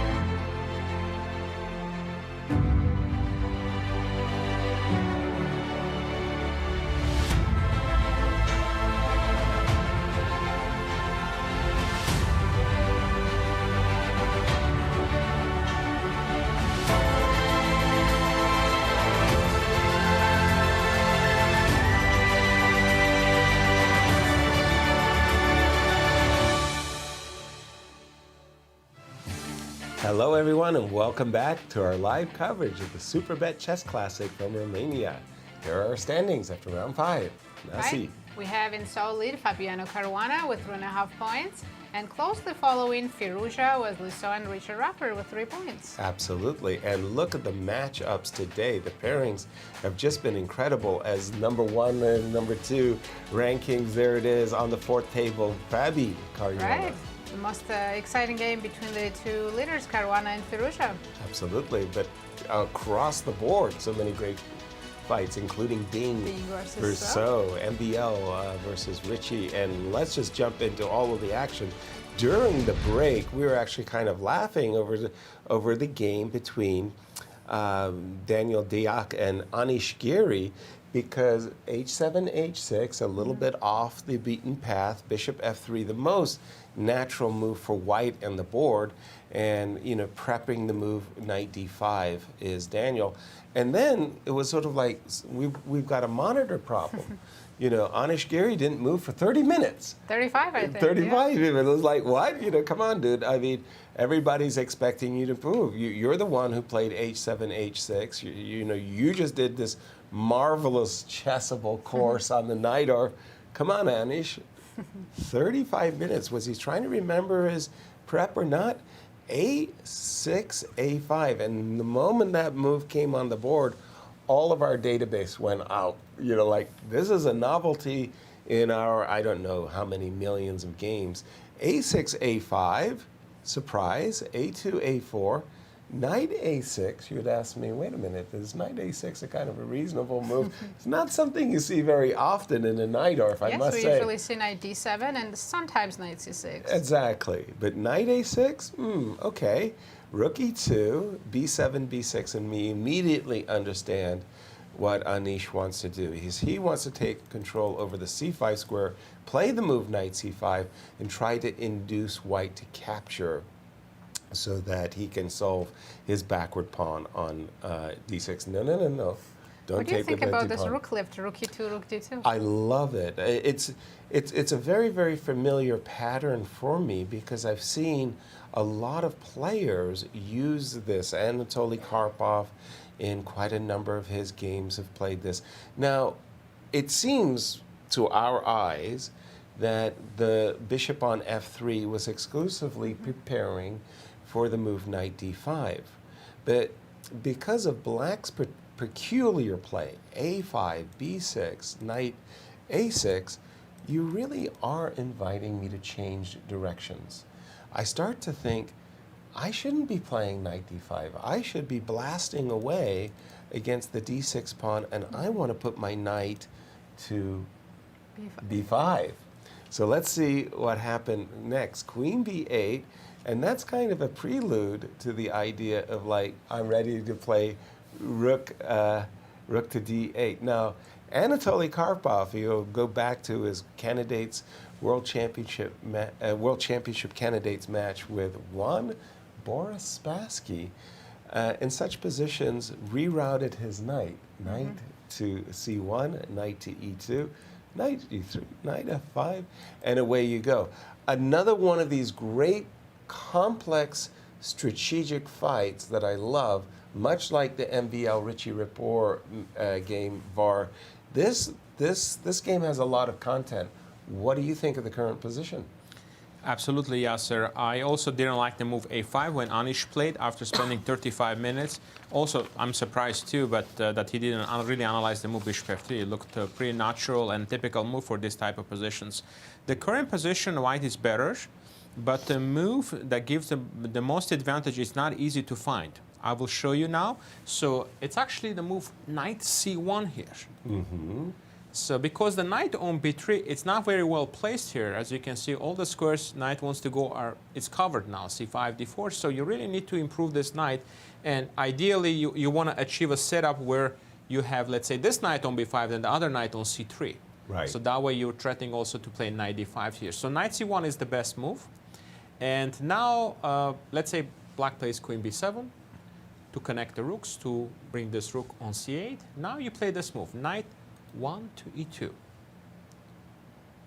And rook f d8, protecting the d6 pawn, and also Of course, it's a dream for black to play this move d5 at some point, but it's going to be extremely hard to do that with the bishop on f3. And now we have an option here to even play the move knight g3. Now we see this long maneuver now, knight on g3. Now knight f5 is a possibility. It's not easy to play the move g6 because you have the h6 pawn hanging. And that's what happens oftentimes when you play the move h6. It's very hard to play g6 because you have the h6 pawn hanging here. So let's say knight c5. Bring the knight and try to put pressure on e4. And here, white even has this option to try to exchange this knight on f6, because after that you can put the knight on d5. And you're not afraid of the capture because you can recapture with the rook here. So for example, if you take here, bishop takes. Now, if you're wondering why not take on e4, in this line you're simply losing an exchange after the move bishop f3. And we pick up the rook on a8, and also we have there is a b6 pawn hanging as well here. So after knight h5, bishop h5, you have to bring the knight to d7. And again, it's not a big advantage, but it's pretty clear that white is doing really well here. We have control of the b5 square, d5 square, and I really like this for white. And bishop g4 is one option here to try to exchange the bishop on e6. So at the moment, the clock situation is 1:05 for Deac. He's actually ahead on the clock, and Anish has 50 minutes. So I like this for white. I think white has a slightly better position here. Thank you for that. For a game that's underneath the radar, but very, very important for both players' tournaments is Nepo versus Duda. Now, when we left it, it was one of those dry Petrov positions, Russian positions that white is struggling to show anything. So let's turn our attention and go away. Well, things have been happening as we turn our attention away. In this position, Var was explaining that the open file, rather like a magnet, you'd like as white to play rook e2 and rook on a1 to e1, doubling on the open files. Got to be reasonable. Will it bring a big advantage? Who knows? Different approach by Nepo. He just took the bull by the horns, captured the knight, bishop takes, and said c4. Look, I've already connected my rooks. Your queen's a little bit tethered on the back rank to the b7 pawn. I, as white, want to blow up the position. Open the game so that my better development, my pieces will flood into the position, and I will win brilliantly. Well, that's his plan. Let's take a look at their time. There's almost an hour difference. Right. In fact, there was 1:35 at a certain moment. Maybe just before bishop takes d6, Jan had an hour and 35 minutes. He started with an hour and 30 minutes. So he had been playing a la tempo. And how deep is his prep? Because he played it very quickly. Now you were saying an hour difference, Nasi? Almost. It's like more than 50 minutes, yes. Ooh, okay. c2, c4. Let's go. I see a weakness. If you let me do it, I'm going to capture twice on d5. Bishop f4. Here, I think Duda understood that if he captures, knight takes, at first blush, you think, oh, isolated queen pawn, what's my problem? But the moment you see this position, knight takes, rook e7, you stop. You go, ruh-roh. I mean, wait a minute, why didn't I invite this rook into my seventh rank? And I don't like this as black, which is why exactly in this position, d5 takes c4 looks like an easy, normal capture, but it might bring you unhappiness. Bishop f4 takes, bishop takes e3. That was the whole point of the whole concept. Now, white is saying, oh no, this is not what I signed up for. Now, in this case, it's all the difference in the world. The rook is not coming to e7. This is a tempo. Black is more than happy. Now here... my favorite in-between moves. Yeah, but wait a minute. Aren't you exposing your king a little bit here? Bishop takes f2 check. A Zug before I recapture on c6. King takes f2 takes. And this is an imbalance that is not common to a Petrov. Now, both players have trumps that they can talk about bravely and look, aren't I great? Yeah, we exchanged white's f pawn for black's c pawn. Yes. How That's not easy to do. Yeah, but also then how do you make the judgment of who benefits from the trade? I always think of trades as you go to a marketplace and you say, I have some butter, you have some bread. Let's make this trade. But then the idea is that through each trade, you're trying to get an advantage. You're trying to earn something. Who has earned in this imbalance? Who has earned the most? My king is more exposed. The structure for black is compromised. Jump in, Var. Did Nepo make a good trade in the marketplace?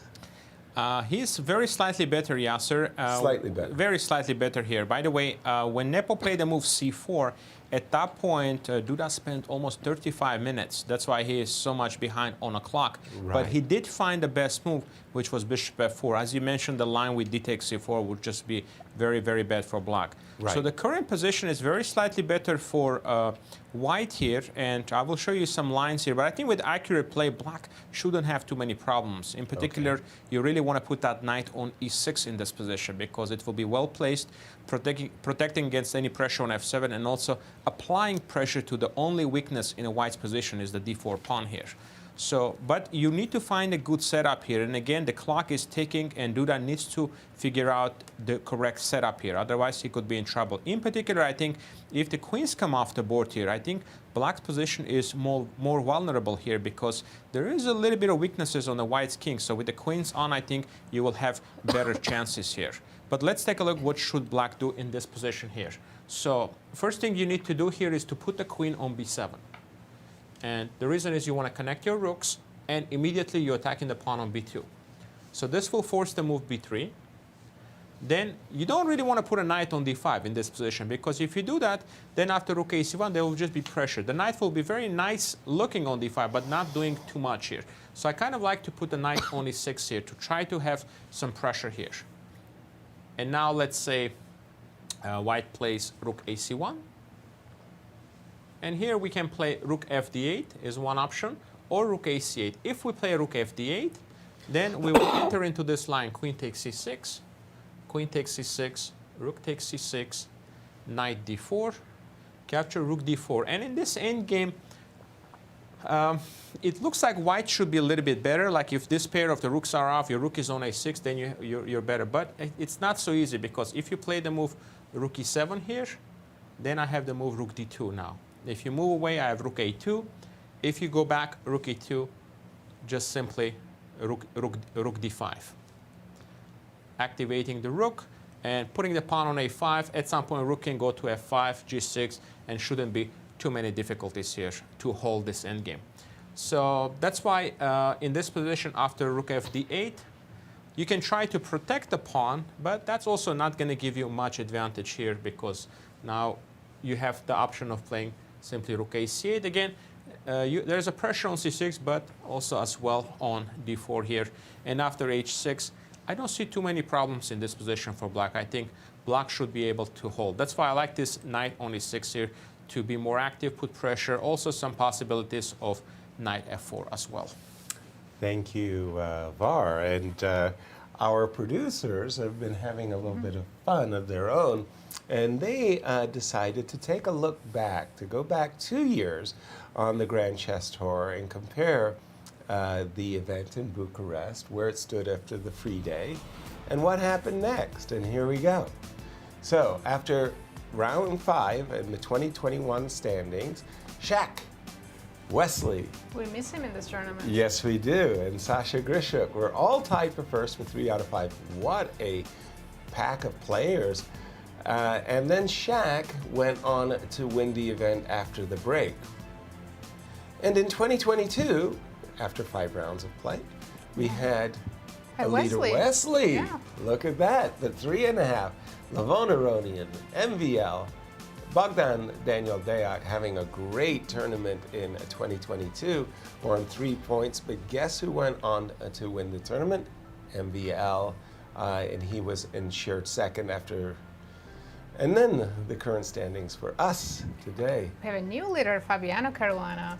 Yeah, but this is almost unfair, because Fabi is playing Alireza today with the white pieces. If he goes through, right now we think he has a a nice pull, no decisive advantage.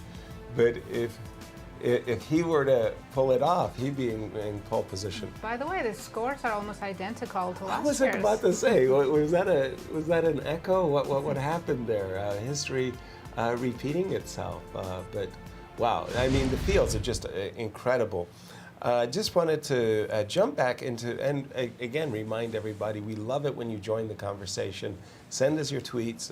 We love being put on the spot and telling you what we think about the world and everything that's going on. I'm referring to the game of MVL and Richie for a second. Small incremental moves have been played after castles long. I like this move very much by MVL, the move bishop h3. At first it looks like, ugh, like what is the bishop doing there? Until you start to realize, well, the bishop really doesn't have that many good diagonals to begin with. It's not doing anything on the e2 diagonal, the pawn on c4 blocks. If you put it on g2, yeah, but it's kind of on the other hand, the move bishop h3 makes perfect sense when you start to realize that white's whole play is tied to the break f4, f5, queen a4. That's one of those little post-up moves that I really like. It stops a3, a4, means that this bishop is contained. Puts a little pressure on c2. It's the improving, yes. the small little improving move. Queen b2, rook b8, bishop e3, g7, g6, and Var, when you play the move f2, f4 as white, I'm not saying that MVL has prepared this precise position, but his expectation of getting this type of position must have been in his opening laboratory. Absolutely, yeah. This position is very slightly better for white, but I have to tell you, black has a very solid position, and there's only one thing he needs to watch out here is the f5 break in this position, because the queen side is completely locked, and I think MVL made a slight inaccuracy here, which is very difficult to spot. In this position, actually, it's much better to have the knight on g3. So that's why engine was recommending, instead of the move knight f3, if he moves back, to play the move knight e2, knight g3. And there is a particular reason why, because g6 is a standard move in this position to try to prevent the move f5, and also at some point you want to capture on h5 and try to put a knight on f5. But with the knight on g3, you can never do that, because if you take on h5, knight takes h5 move always going to be extremely strong here. Exactly. So now after g6, actually, black position is fine here. So I will show you some of the lines here. So again, very solid position for black, no weaknesses, and this f5 is going to be very hard to play here. And the move g6 is very strong. Now you have this option to capture on h5. So you have to actually do something, maybe even bishop g2 to retreat, to be able to capture back with the rook here. And black oftentimes can even just sit in this position and just wait and say, okay, what is your next move? What is your plan here? Because if you take on g6, f takes g6, at some point, black can consider the move h5 and try to establish this very strong square for the knight on f5. And once you get this f5 square, this other knight can go to e7. These knights are very well placed on f5 and c6, defending each other. But if we go back a few moves here, I want to point out this idea, as I mentioned here, all the way back here, right in this position. If he had played the move g4 here, we go a couple of moves, it will be a similar position, but knight is actually going to g3, and that is going to make a big difference here, because let's say if you do the same idea, knight g3, once the knight is on g3, you already have enough pieces to threaten this move f5. And if g6 is played in this position, you don't have anything to worry about here, because even the capture, I have knight takes h5. You can even consider the move castle here, and then simply tuck in the king on h2, and then eventually play the move f5 here. The knight on g3 is much better than the knight on f3, even the knight on h4. And that is the difference here, why in this position white doesn't have that much of an advantage here. Var, I have one question for you, since it looks like I'm learning a lot about French today. Right. That move that MVL played, bishop e3, is the idea to put the king on d2? Okay, let's take a look. Bishop e3. Just a few moves back. Well, in fact, the very last move, bishop e3. Yeah. Bishop e3. What's the idea behind that move? It's possible. It's possible he wants to play king d2 and try to bring this rook into the game. And now g6 played immediately.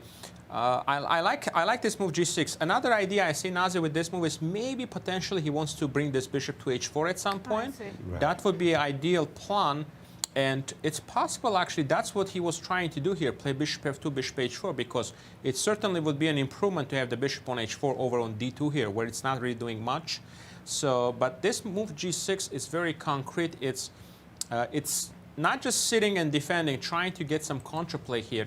And I've seen sometimes black even win this kind of positions because definitely white's position is overextended. And if things open up, there could be some good squares to go to here. But here, again, the threat is to take. So bishop g2 is necessary. And now this move, you can even put this rook on g8 because now you have some ideas to take and pressure on g2. And if captures on g6, there is even an option to take rook takes g6.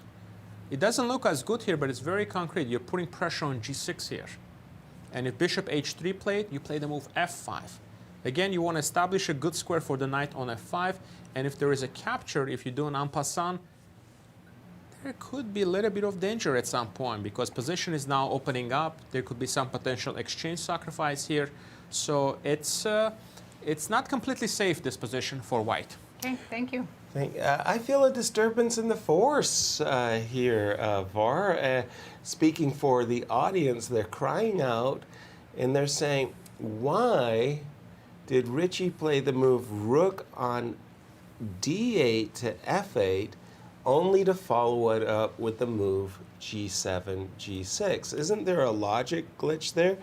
In my mind, you play the move rook f8 because after bishop e3, you want to play f5 and or f6, not the move g6. g6 kind of voluntarily weakens the square f6, and as you were pointing out, maybe on a good day, if white ever lands on f6, you're going to be crying over the move g6. So why didn't he follow up with f6 or f5? Very good question, Yasser. But f6 actually, oftentimes, even from my experience of playing the French for a very long time, when the center is so strong for white, you try to play f6, you have to be very careful because it can really backfire.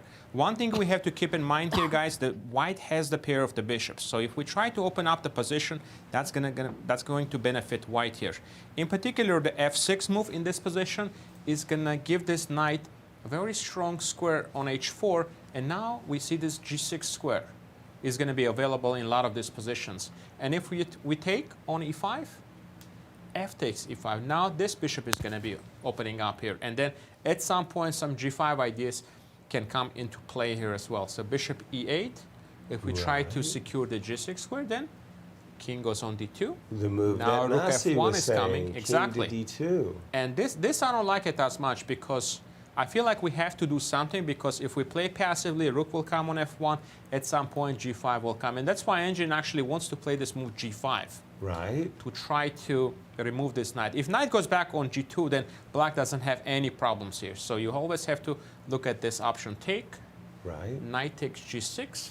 And here, you can maybe have a small advantage if you take on g6, but the key move in this position is this spectacular move, knight f5. Whoa, that came now out of nowhere. Yeah, if knight reaches the d6 square, we know the knight on d6 is going to be a big advantage for white. Right. And you have to take, and now g takes f6. You have two connected passed pawns. Now bishop is open. You're probably going to drop this h6 pawn at some point. If you play knight h4, putting pressure on the pawn and also threatening knight f3, white will calmly play this move, rook b f1. And this knight doesn't have too many squares to go to. Next thing, white wants to play f6. It's a pretty big advantage here for white, this position, despite being down a piece. Wow, a brilliancy in the making. Fantastic stuff. Thank you for that, Var. Wow, that was something special. Is Daniel Deac finally playing the tournament that he had hoped to? Because he is putting the pressure on Anish Giri. The first 5 rounds, in my opinion, were a disaster for the Romanian prodigy. He was in time trouble just about practically every game. He was on the back foot. Everything was going against him, if you will. But today, he is putting together a really wonderful game. He did find that whole maneuver, knight b3 to c1 to e2, And really, we were talking about, hey, look, if I can get this is great. B5 takes, knight takes B5, knight A4, keeping all the pieces on the board and reminding black that, hey, wait a minute, you know, there's a square B6. This is not this your reaction. happy Najdorf. After b5, I love this reaction with knight By a4. white? Yes. Not only knight could possibly go to b6, but I think he wants to push c4. Yes, B3, C4, taking a firm grip over the D5 square. Var was mentioning a setup with white knight on B5 and another white knight on E2 going to C3, and then you're just, you know, sitting beautifully against this backward pawn on the half-open file. Anish, who drew, if I'm not mistaken, the first 5 games? Yes. Yeah, in a little bit trouble. Let's jump to the game between Ding and Liren and Wesley So, because again, as we came on the show, we said, look at this marquee matchup. When we left it, bishop e2, white's play a little bit artificial. The pawn on e4. Wesley didn't push d5 right away. No, he did not. This was a crucial moment. He played, in fact, the move rook e8. d5, it certainly caught our attention. What are we, natural gambit players or something? I don't know why, but we wanted to sacrifice a pawn for Wesley. Wesley says not necessary.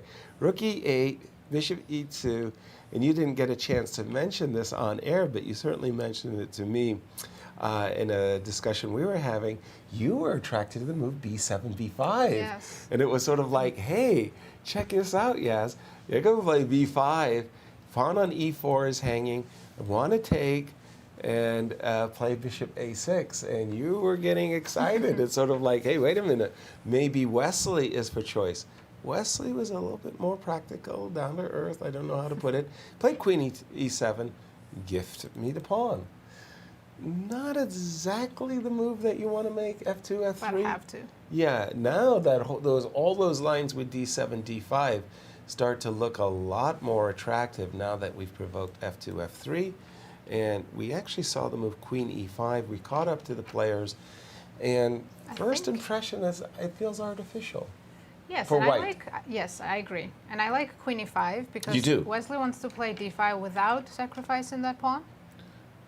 Yeah, okay, that sounds good to me too. And he'll be ready every time there's a whole series of captures for bishop f5. I think it's time for white to castle. Shouldn't wait any longer. I mean, yeah. I mean, how long can I wait? Okay, castles. And now d5. And that's the equalizer, is it? Well, maybe even because e2 is hanging. I prefer black already. Really? Slightly. Yeah. Well, yeah. No, I'm just thinking. I takes. I'm already. There's bishop c5 check on the board, but there's also this move. I have 2 in between moves, bishop f5 and bishop c5. Exactly. I'm not liking what is happening. You know that, again, I mentioned a while ago there was even this g5. It kind of flittered across the screen of the chess engine. Here I can imagine b6 and bishop c5, but the simplest, rook a d8. How is white going to develop the queen side? Exactly. More like, how is white going to equalize? Help me out here, Var. After queen e5, I castled because what am I supposed to do? Ding Liren, I said at the top of the show, he's been struggling with white. He doesn't have the advantage he's hoping for today.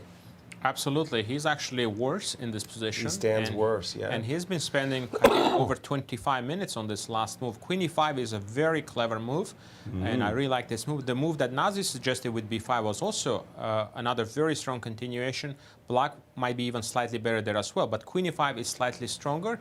Again, the main idea, you want to play the move d5. Right. So I think Ding has to castle here. If he doesn't castle here, I think he could be in big trouble. So I will show you the moves now after this move, queen e5 here. So castle is necessary. The other move is queen e3, but I find it very hard to play this move. The point of this move is actually that you want to put this knight on d3 here. The knight on f4 is not really well placed in this position.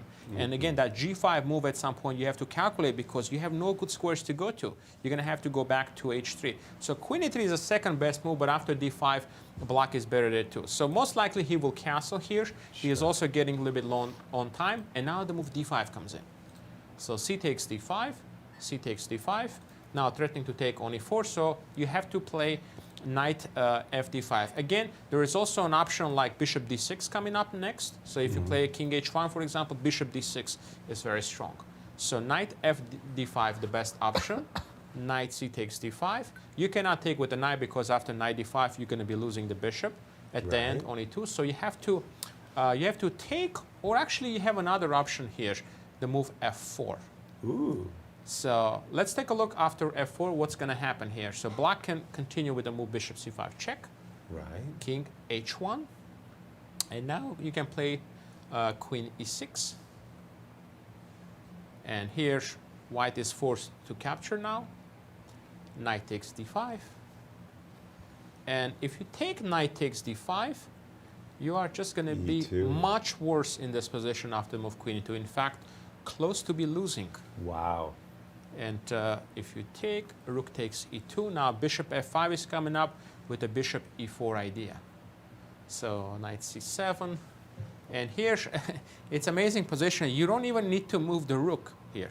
You can actually play the move bishop d7, sacrifice the rook because the attack is very strong. Bishop c6, attacking on g2. And if you play rook g1, there is a very nice checkmate. Bishop takes g2, rook takes g2. And again, we see once again why you need to develop your pieces, because otherwise you could be in a receiving end of this kind of mate.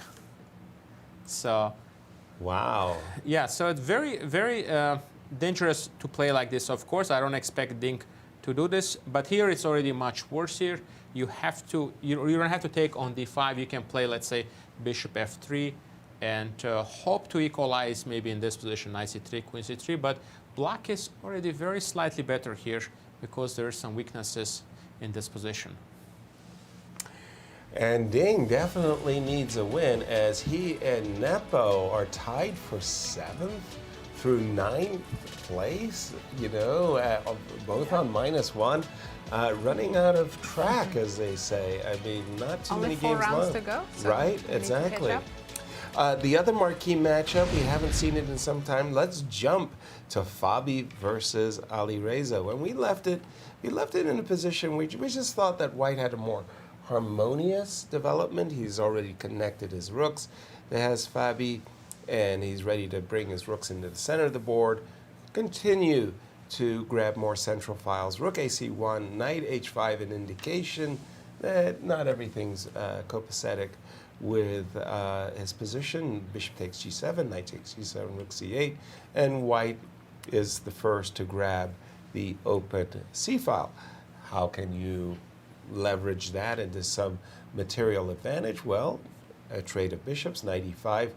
Again, black's piece is a little bit not so harmonious. I'm ready to play knight f3.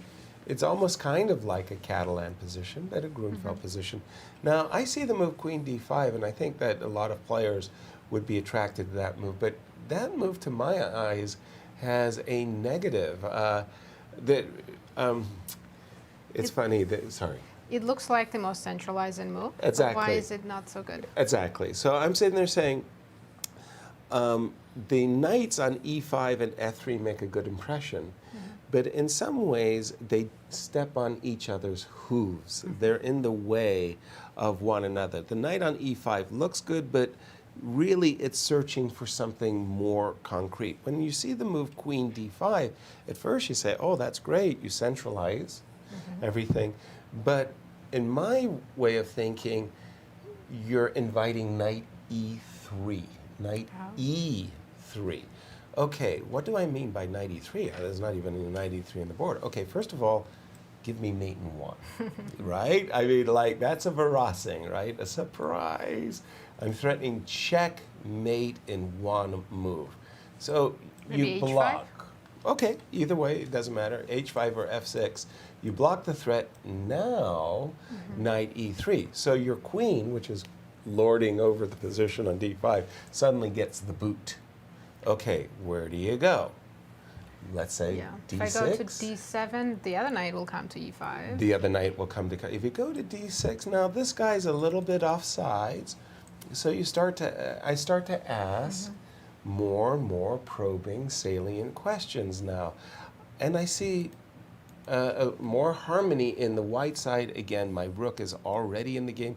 If your rook was on d8, I would kind of think that the advantage is a little bit less, but I do feel like the momentum, the trend is with, with Fabi, in that Firouzja has got to make some exacting moves. Now, am I right or am I wrong in the sense that Queen d5, I think was the wrong move, Var?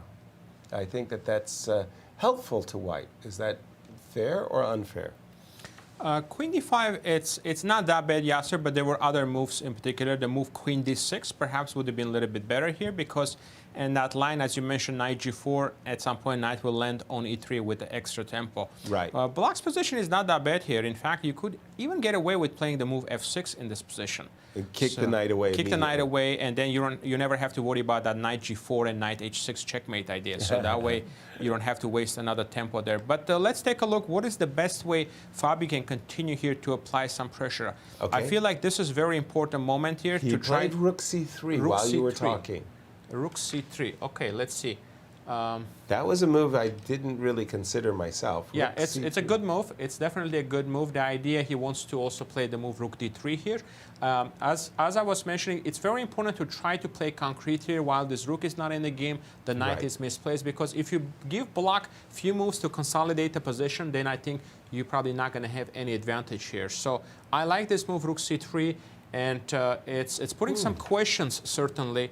That Black needs to solve here. So let's see, what are the options here? Rook a8 is one option to try to bring the rook into the game. Again, not a very natural move because, you know, there's not much going to be happening here and you still have a knight on f5. So, but that's one of the best moves.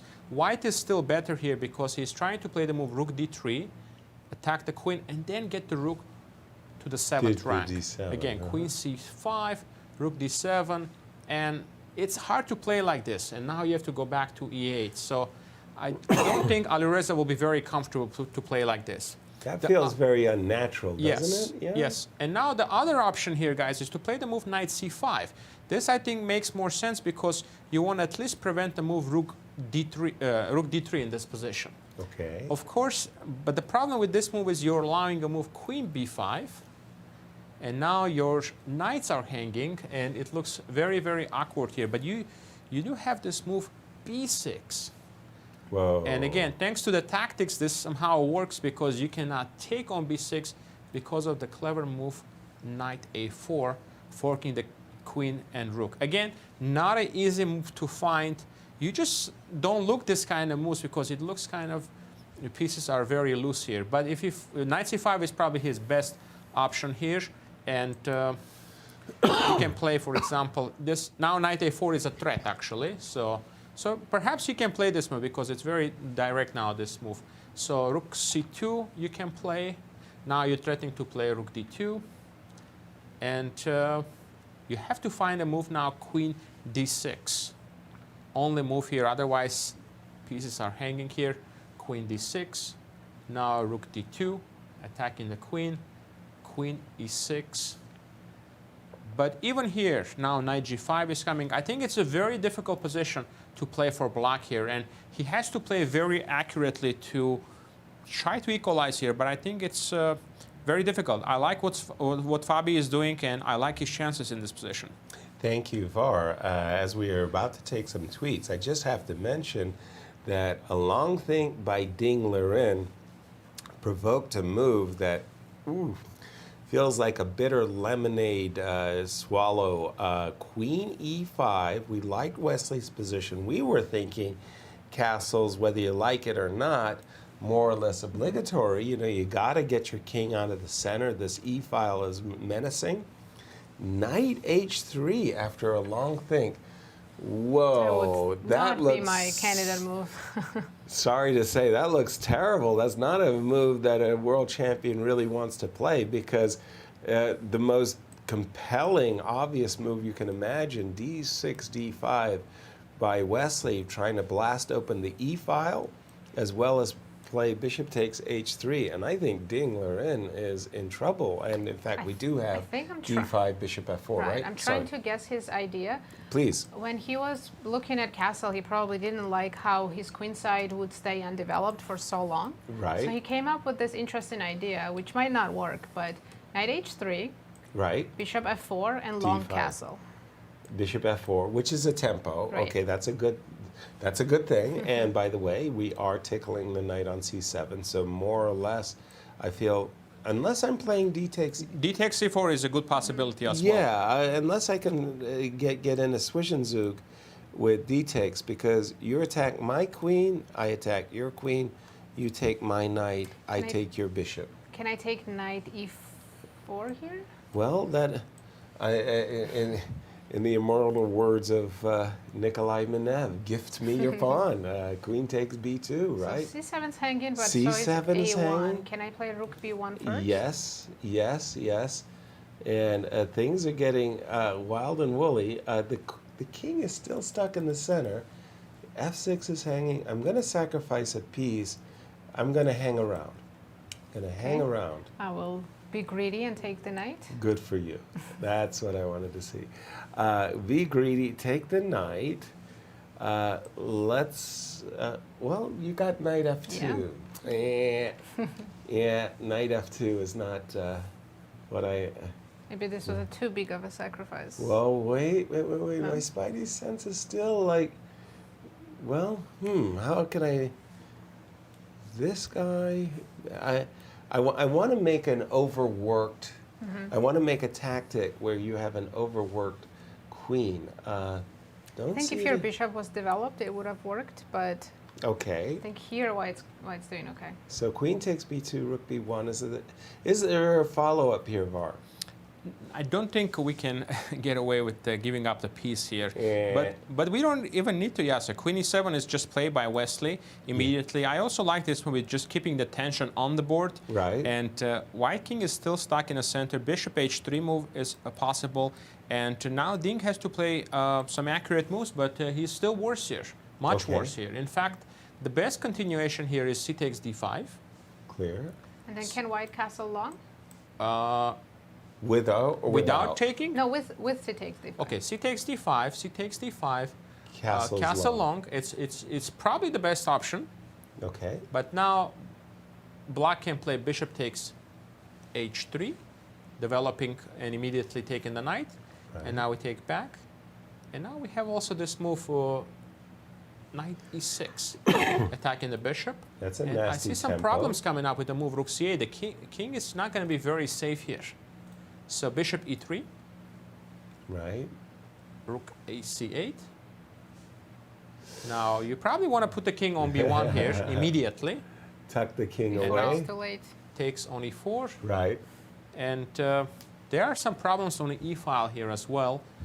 So knight e4 is the best option. If you take with a pawn after knight c5, you're going to have to take on c5. And this is a move that you don't really want to play because this position just is really bad here. You don't have any counterplay here. And that was your only good piece, the bishop, that you that gave looks away pathetic. here. I'm not happy So, with Ding's and if you take position. with the knight, try to at least preserve pair of the bishops. You can play knight takes e4. And again, after f takes e4, knight c5, you're going to have to give up the bishop. And this looks too simple for Wesley. This is a dream position for Wesley. And this is the best way white can play. If white doesn't play like this, he could actually just lose the game immediately because the way he played, it looks very suspicious, Yasser. The king is still in the middle, a lot of weaknesses. The knight on h3 is misplaced. Yeah, it just doesn't feel right what Ding is doing in this game. Truly. We only have 15 moves on the board, and to be this worse with white after 15 moves? Not a good outing at all. Before the games get too interesting, though, let's just pause the show for a second and invite the viewers to come and join the conversation. We have some tweets, Nasi. This one is from Tapa Zapata. Who would be the 8 candidates for a 60 years old plus championship? No idea. Yasser No idea. Seirawan. No. Definitely Yasser. Definitely. I'm still celebrating my 40th. And if you believe that, I've got a bridge I'd like to sell. No, I don't know. I have no idea. Well, I mean, in my generation, you had Nigel Short and, Dr. John Nunn and Robert Hubner. Is Gary up there? Gary's getting up there. He just turned 60, Gary. Okay. Yeah, okay. Yeah. He's just, so, yeah, well, look it up. There's got to be some 60 plus. Senior list, yeah. Senior list, yes. Yeah. More tweets. Thank you for the question, by the way. Queen Revival asks from Twitch. Why do you think emotions in chess are so hard to control, and what can be done to better manage them? Coach, you got to jump in. You probably get that all the time. Stay calm. Stay calm. Yeah, it's calm. Definitely very emotional sometimes if you're so close to win a big tournament and then you fail at the end. All of us had those moments. It's very hard. It's a very emotional game. You put a lot of effort. Sometimes you play 5-6 hours, and then at the end of the game you make one silly mistake and you lose the game. I think it's just the nature of the game, and there's not much you can do about it. But if you can control and just be more calm, that will really help. And I think that's what Liren does. It's very hard to tell sometimes if he won the game or he drew the game. His emotions are pretty much the same, and that's a strength if you can have that. Experience is the best factor. I was going to say that. Yeah, it takes a lot of experience and just practice that sometimes you're going to lose, and you have to get used to it. Yeah. It takes time. Playing through the pain. I mean, in the barbaric Northwest, we talk about the howler. So the idea is you're at the club, you're playing your toughest rival. You really want to beat your opponent, who always seems to somehow get the better of you. You have a winning position finally. It's like, yes, I've got this. You make a move that's so bad that not only does it ruin the position, but it almost guarantees your loss. Being the kind and gentle person you are, you politely resign, you sign the score sheets, you walk out the club, and then you scream to high heaven, why am I such an idiot? And yeah, chess brings out the emotion, because in sport, and chess is sport, you are going to experience highs and lows in the world of chess like none other sport can possibly do, because everything, you're responsible for everything. You didn't make a good pass, your teammate didn't drop the ball, you're the one who experiences the highs and lows, because it's all about you and your ideas. So it's tough. It's tough, and all I can say is keep playing. Keep playing. You'll get better. You'll learn how to deal with it best. I mean, it's a mentally very tough game. It is very tough. So that's expected. One last tweet as we get back into the games, but thank you. Very tough question. This one is from Toivo Chess. What was your most difficult loss, and how did you rebound? Wow. Okay. Somebody to choose from. A file just came popping into my mind. I know what my most difficult loss was. What was your most difficult loss? How did you rebound? Right, I was 16 years old. That was when... You immediately know too, right? Yeah. It still hurts. It still hurts. Me too. I was in the Russian super final, playing against the Olympic champions, Kostyanyuk, and all these strong players. Right. I'm in the first place, and the last round, with white pieces, I need a draw to win the championship. First place. All you need is a draw. And I'm playing the last seed of the tournament, who was not having a great tournament, Ferrani Bolsina. Fantastic, a dream come true, script writers. I got checkmated in 25 moves. Ouch. Checkmated in 25 moves, yes. And all you needed was a draw to win the Russian championship. That would have been a huge success. To finish the question how I rebounded, I quit chess for 3 months. Oh. I could not look at the pieces at all anymore. How distraught you must have been. Yeah. It still hurts, like I said. Wow. Sometimes in my nightmares, it still comes up. Exactly. I know mine. What about you, Var?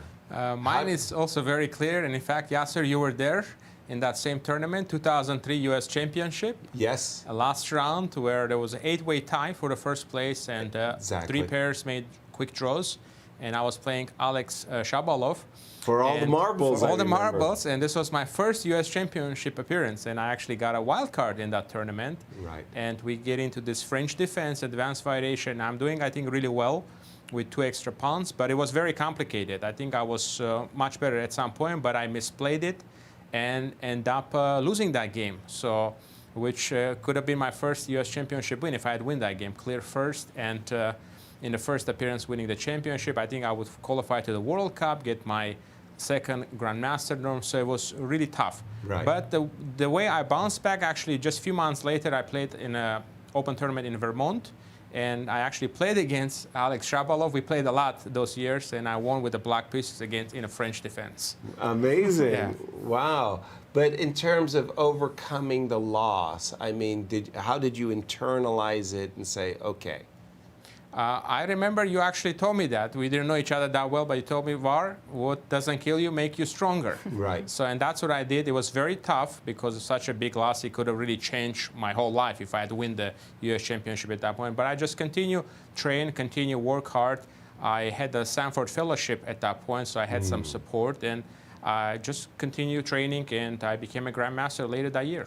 Right, exactly. For me, I had a situation where in those days they had what were these very tough, grueling events called the interzonals. And they were qualifiers for the candidates. So with 2 games to go, I was in a great position to become a candidate. Wow, you know, like we saw that earlier graphic that VAR had shown. And I think for a lot of grandmasters, that's very important for them to become a candidate and a world champion, right? So this was my chance to become a candidate with 2 games to go. All I needed to do was make a draw with Viktor Korchnoi, draw my last game, I'm in. But I've got this test with Viktor. So I played my normal routine, everything was fine, and in those days you could offer a draw, and then again, all I needed was a draw, and I was in the candidate, so in a more or less equal position, I offer Viktor a draw. And immediately came this, no! I can't even imitate it. It's like, no, you know.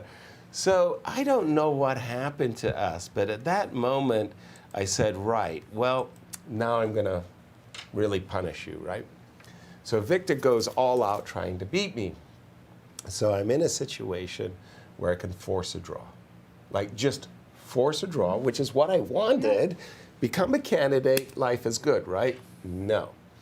I find a variation where I think I'm winning by force. So of course I'm going to win by force. I play the variation as a refutation. He finds it.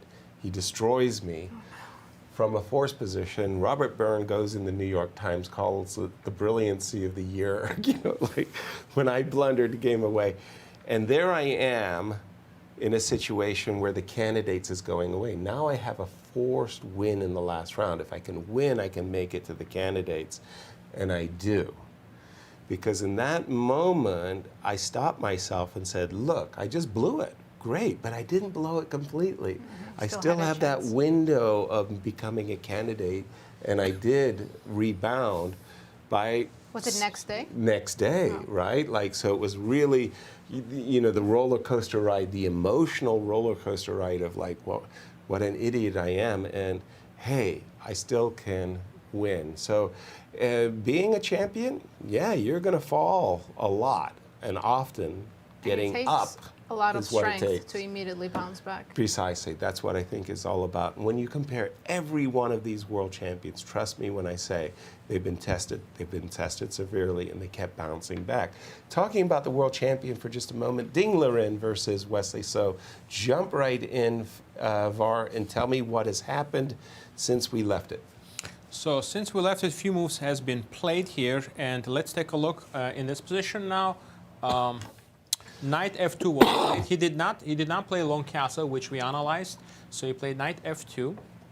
Again, very risky position for white here. And Wesley played knight e6 immediately, putting pressure on the bishop. And bishop e3 move is played. Just white is just trying to hang on, hoping that he can castle and somehow not to lose immediately. And here is a critical moment here. Wesley needs to find the best move here to have a big advantage. He can perhaps have a small advantage if he takes on e4, knight e4, knight takes e4, and if you play queen e4, there is a bishop d7 with idea bishop c6. Black is slightly better there. So, but the strongest move in this position is this move d4. And I think Wesley is going to find this move because it's a natural move. You want to really win this d4, win the dark square bishop here. So bishop d4 is forced. Then now you play this move rook d8, pinning the bishop. And the only way to get out of this is to play bishop takes f6. Now queen takes f6. Again, queen is still under attack and a lot of dark square weaknesses. Bishop c5 is going to be played at some point. And once again, the queen is still hanging. So you have to play either knight d5, but knight d5, queen b2. That looks really good for black. The other option is to play knight g4, try to attack the queen. But now queen g5 comes in. The dark squares are really terribly weak in this position here. So queen e3, and now knight f4, threatening knight takes g2. And now you have to find the, this is amazing. You have to find the only move here, guys, h4. Alien. Allowing knight takes g2. Alien chess. Yeah, I don't think this is really going to happen, but we can just look at the line just in case. Knight g2, king to f2, knight e3, takes on g5, knight g4 check, and now, but this is just extremely set position here for white, and this is the best way white can play. Imagine. Var, that's amazing variation you just showed, because the moment you gave me the position on the board, I saw the move d4 and I said I like it, but I liked it for a completely different reason. Was after bishop takes d4, you showed a line that went rook d8. I thought the knight was going to jump to f4 because I saw a fork and taking on g2, compromising white's king, and I thought, okay, black's clearly better. Why didn't you play knight f4? Knight f4 actually loses the advantage completely because it takes a lot of moves to win the pawn back, and white has this strong center with e4 and f3. So I will show you why. So queen d2 is the only move. We can't play queen e3 obviously because of knight g2. So you take on g2 and now king goes to f1. Okay. And you have to play the move knight I'll fall h4, forward. and the knight is doing a very good job here because if bishop h3 comes in, it's just going to be game over. Right. So in this position, actually, white has a pretty, good, decent development here. Black still has a bishop on c8, rook on a8, and you can actually even play the move queen g5 here. Okay. And even though king on f1, it's a little bit safe here. You go back knight to g6. Right. And here, white can even try to get aggressive now with f4. Wow. Getting aggressive while your king is on f1. King is on f1 and you weaken e4. Okay, yeah, because, Once again, this knight on f2, guys, is doing a fantastic job protecting e4 and Amazing. h3. And somehow this works. This white is actually fine here. Wow, because me too. I was sitting there going, oh, d4, knight f4, take the pawn on g2. But it's rook d8. And the key move. Yeah. And then finally also, because I know what a very practical player Wesley So is, taking on e4, you were saying black is for choice because the king is still in the center. Knight takes e4, knight takes e4. Again, it looks like there's going to be an accident down the e file. Yeah, he actually played Yasser d4 and... rook d8. Yeah. And he forced the win of the dark square bishop as you prescribed. And again, remarkable insight there by Wesley not to play knight f4, which is a dead end, it turns out. I guess he evaluates just like the engines. Fantastic. Rook d8, bishop f6, queen takes f6, and it's all about the dark squares. D4, f4, bishop is coming to c5. As Var mentioned, Queen any G5 knight b5 ideas. is going to be met by queen b2, and I'm not material down. I've got the two bishops, and I've got dark square control. Queen e3, And that was no, it was knight g4, you said. Knight g4 is the best move. Knight g4, queen g5, and the knight is coming to f4, dark squares. And wow, great stuff. Looks really good for black. It really does look good for black. Let's just, as we prepare for a commercial break, one quick look at the standings once more. We're coming into round 5. This is the standings. Nasi. We have Fabiano Caruana leading the tournament with 3.5 points, and quickly following Firouzja, So, and Rapport with 3 Quite points. the chasing pack indeed. And again, Fabi versus Firouzja is a key marquee matchup. Rook c3. Fabi had played that some time ago. Firouzja's been in a think tank. We're going to take a break, and we'll see you on the other side.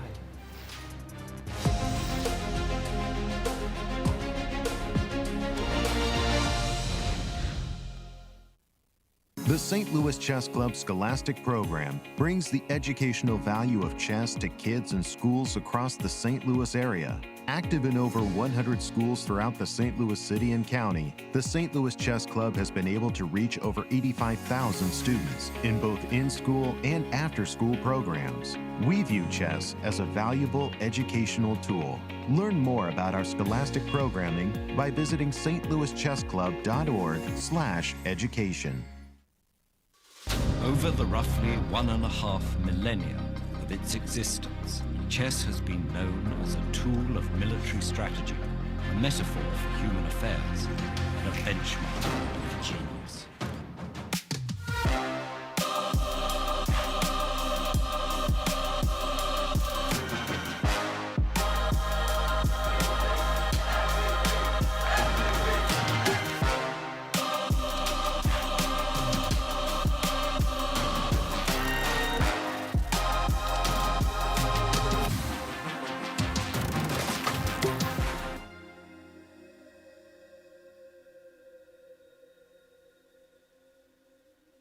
Meet me at the Muni in Forest Park.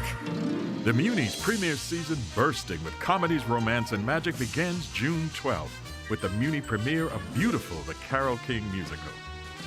The epic summer continues with Disney's Beauty and the Beast, Chess, West Side Story, Little Shop of Horrors, Rent, and Sister Act. Single tickets are now on sale at muni.org. The Muni in Forest Park.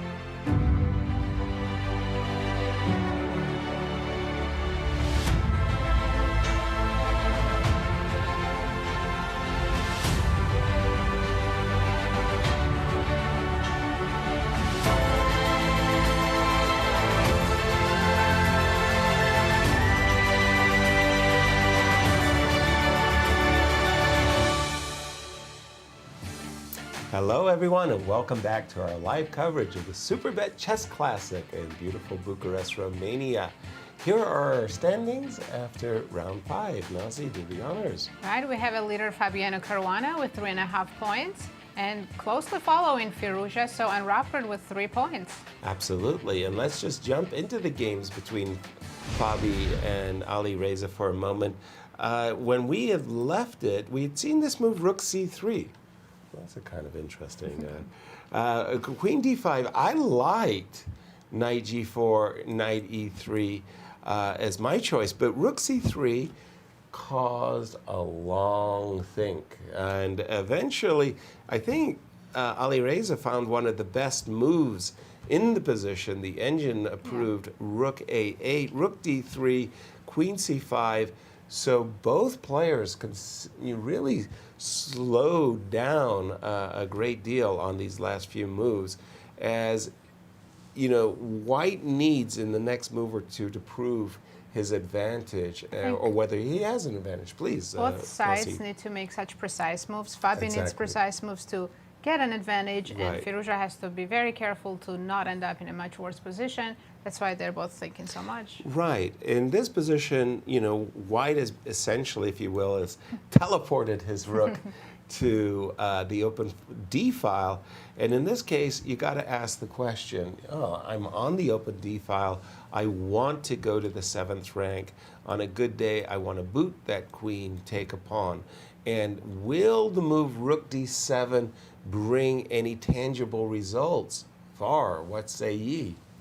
Rook d7 is one of the best moves in this position, and again, black needs to play some very accurate moves here. Let's take a look what he should do here. So rook d7, rook e8 is the move. I think we might have mentioned this earlier. Another option is actually just to play rook c8. What, really? Yeah, it's a very calm move, and just trying to control the c file for a moment. Of course, the line that is critical is the move knight d3, trying to deflect the queen from c5 and try to pick up the pawn on e7. In this case, black sacrifices the pawn with queen c3. Okay. Queen takes c3, rook takes c3. Give me the pawn. Rook e7, rook c2, trying to put pressure on a2. But white is actually better here after the move king f1. So I think this line is king f1, knight c6. I mean, there are some chances, but we're going to enter into this type of endgame, Yasser, where you have 4 on 3, and. But if you gave me this position and I didn't have a chess engine in front of me, I would say, I'm winning. I mean, I'm a pawn up, and I have, after knight e5, obvious. I mean, I know what I'm doing. I'm targeting f7. So I would be shocked that this is something that Firouzja would willingly play, even if the engine says. Yeah, the key about this position is actually very important not to trade the knights. Try to achieve a position like this where you can trade the rook. Once you trade the rooks, there are a lot of positions where we cannot win with 2 knights. So at the moment, basically what black needs to do, like if you get into this endgame, you need to trade these pawns and you can lose both of your knights. So I think that's the reason why there are decent drawing chances in this particular endgame for black here. But of course, you don't have to trade the rooks here. I think if I was playing, I would try to somehow keep the rook on the board, maybe play this position, rook b2, and but now it's no longer, there is a danger on the 7th rank. And again, the problem here is if we trade rooks, I have all these chances that you cannot just win with the knight. So difficult defense ahead here, but black has some chances in this endgame, definitely. So let's take a look at some other alternatives here after rook d7 here. What about knight f8? Knight f8 right here? Yes. Knight f8 right here, actually, again, same problem. So looks like after rook d7, we always have to watch out for this move, knight d3. That's the main threat in the position. Right. The pawn on e7. And in all the cases, I'm grabbing that pawn on e7. Yeah. So for that reason, rook e8. Let's take a look at rook e8. I think it's a very logical move. Just now we're not that afraid of this move, knight d3 anymore. But here, white can still play knight d3, or you also have the option just to play a4. I like this move, controlling the b5 square and just asking black, what is your next move? Right. And it's not easy to answer that because you can't really move your pieces. There are really no targets in this position. Yes, you can try to play this move, knight c4, try to liquidate one pair of the knights, but still. Now I don't want to lose my a pawn, so I will push a5. And we're going to get to one of these endgames eventually here. Takes on b7, rook e7. So something like this is expected. 4-on-3, big advantage for white, but not easy to convert. Wow, okay, but still big advantage, Fabiano. Lifetime results head-to-head in classical Fabi chess. has 3 wins and only 1 loss. Right, and Vara mentioned the FIDE Swiss, the Grand Swiss, that they competed against one another, Fabi winning that game. Now he hasn't played rook d7 yet. We'll keep an eye. And he just I mean, you know, we were waiting for it, but okay, it was worth the wait. Nice. This is a huge game for our current standings, but a huge game for Wesley So, and world champion Ding Liren is suffering. He's suffering Before in we the go tournament. to that game, Yes, I please. just want to address one move that was played by Duda. Oh, wonderful! Let's do it. Move that 28. was this very, very visual move. We get to this position. Yeah, we were just coming in broadcast, right, Nazi? And Queen d5, like in your What a face. What a move. You're welcome to take my queen, but the result is that I get 2 rooks for the queen, and I'm doing great. As a result of the move Queen d5, Duda's move Queen d5, Nepo had to back up and Duda said, okay, I kicked you back, I'll step back as well. It's I would just be happy that I got to play Queen a move d5. like, it is a very, very attractive move, no question about it. Richie, how is MBL and Richie Rapport? Because this was the French defense game, and I really found myself drawn to what I think is a great strategic fight. The position has become very, very closed. After somehow we left it here, takes, and since this bishop isn't on f6, Black said, you know what? This is really nice. Now I'm ready to play bishop to e8 and put a little pressure on the h5 pawn. And, well, this bishop is not that great on e2 either. It's playing more or less a pretty passive. As you explained earlier, in this type of opening, Black has the advantage on the queen side, and Yes, White has advantage in the center and the king side. Sure. But here it looks like Richie has equalized on the king side as well. Well, one of the things that French defense players will tell you is when they've equalized, they feel they've got the advantage because it's sort of like the trend from the start has been in White's favor. White has the space and he's got the 2 bishops. And then suddenly when Black equalizes, it's almost like it's a continuation of the equalization. And I got a feeling that after Richie just played the move knight c8, you know, you see a move like Queen A1, I look across the board and I say, thank you, Queen A1, like, you know, like, boy, that's what I call an intimidating move. I don't know about you, Var, but when my opponents play Queen A1 in such positions, I stop smirking and laughing and I tip my hat and say, well done. What about you? Yeah, absolutely. I think Black is quite happy here. Right. He achieved the most he could achieve, I think, in the French defense. But I think in this position, we might just see sort of a stalemate in repetition where neither side can really make much progress here because I think the plan for Richie is to try to bring, let's say, knight c6 to a7 to b5, but then MVL will play, even move the king to d1 and bishop c1. He needs to defend this a3 pawn. And then it will be one of those positions where neither side can do much. There is no entry on a g file, even though it looks nice, but you can't really enter. So, but we can take a look. But right now the engines are showing just 0, 0, 0 at this point. Look at this White's position on the queen side. I know. It's like, random. Right, but it does look, okay, maybe the queen's a little awkward on a4, but boy, the queen looks really strange on a1.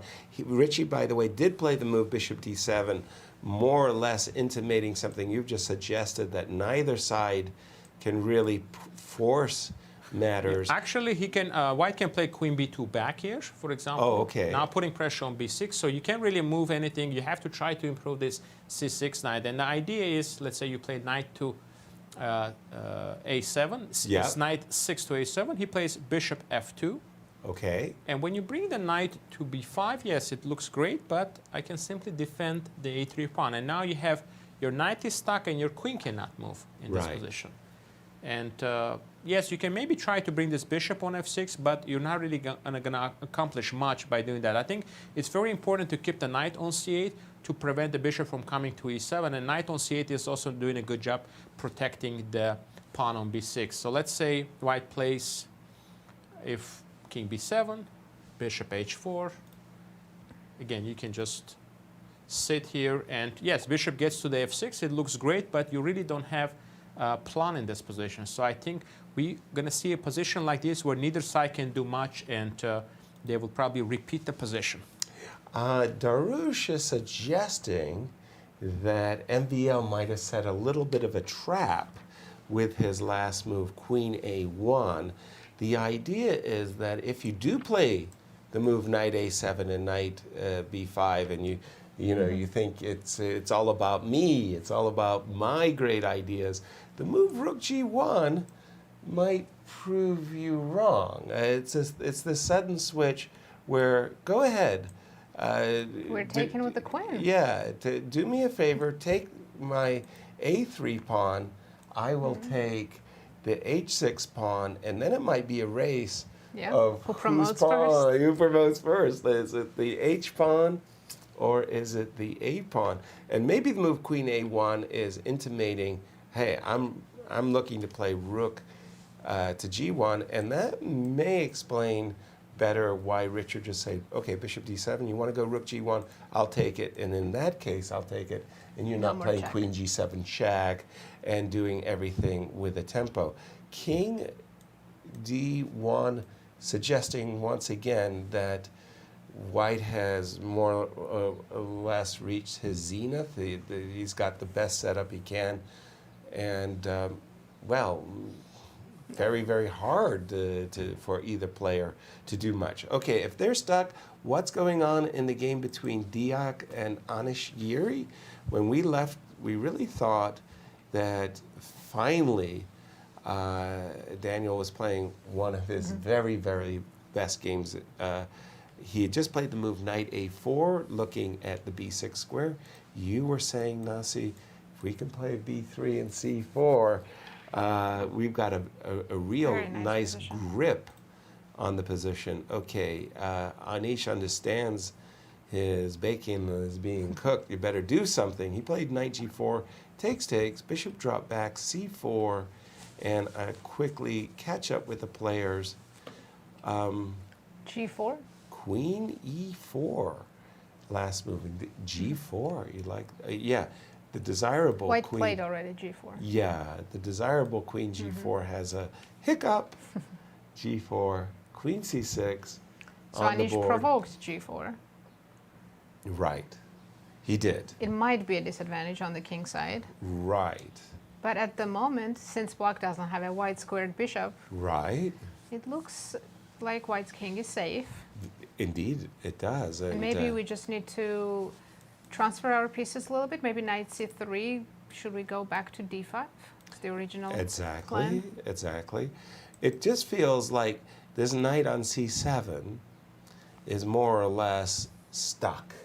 You never really ever want to see this knight just land on d5. In the meantime, you have provoked g4, but you know, you start thinking about it a little bit more. You go, well, wait a minute, if I could play, and I mean, it looks a little bit, okay, devilish to go. But why you want to put king on g3? So that I can play h4 and g4. In the meantime, black's pieces feel a little bit stuck. You're ready to meet white, whatever white does, right? But you have to sit and wait. Yeah, you're waiting, and maybe king g3, h4 could be the camel that breaks the back. Bishop g5 Offering on the the board. exchange. Daniel, as we know, has been in time trouble virtually this whole tournament. How is he doing today, at least on the clock? He's doing quite well. He has 28 minutes. Well, that's a and huge improvement. Anish has 22. Anish must be upset. It's like, who am I playing today? The guy who's been playing in the tournament has 2 minutes for his last 20 moves. The guy I'm playing is ahead on the clock. Yeah. And he's got the better position. Anish must be feeling very frustrated at the moment, Var. Absolutely, and he just played the move bishop g5, which looks good, but I think there are going to be some problems for him on the d6 pawn. He's trying to exchange the bishop because clearly the bishop on e3 is more active than the bishop on e7. But one thing the bishop on e7 was doing is actually defending this weak pawn on d6 here. Right. Let's take a look at the current position. Right now, the evaluation is actually much better for white. It's like +1 here. Nice. But let's see how Deac can try to continue here to increase the pressure on Anish's position. So let's see, bishop g5 now. He should take first. Now pawn takes. And here, there are a few different ways he can play in this position, but he can even play this move king h2 that you pointed out earlier. This is actually a good place to put the king. And so it's not going to be any checks on the back rank. And at some point, if it's an endgame, king will be a little bit closer to go to g3 perhaps. So black doesn't have anything can really do here. Has to stay here and just try to defend this d6 pawn here. One alternative is try to get maybe some activity with the move d5. Wow. Because can't take with a pawn, the c3 is hanging. But here we have knight takes d5, knight takes d5, rook takes d5, and now play the move e4.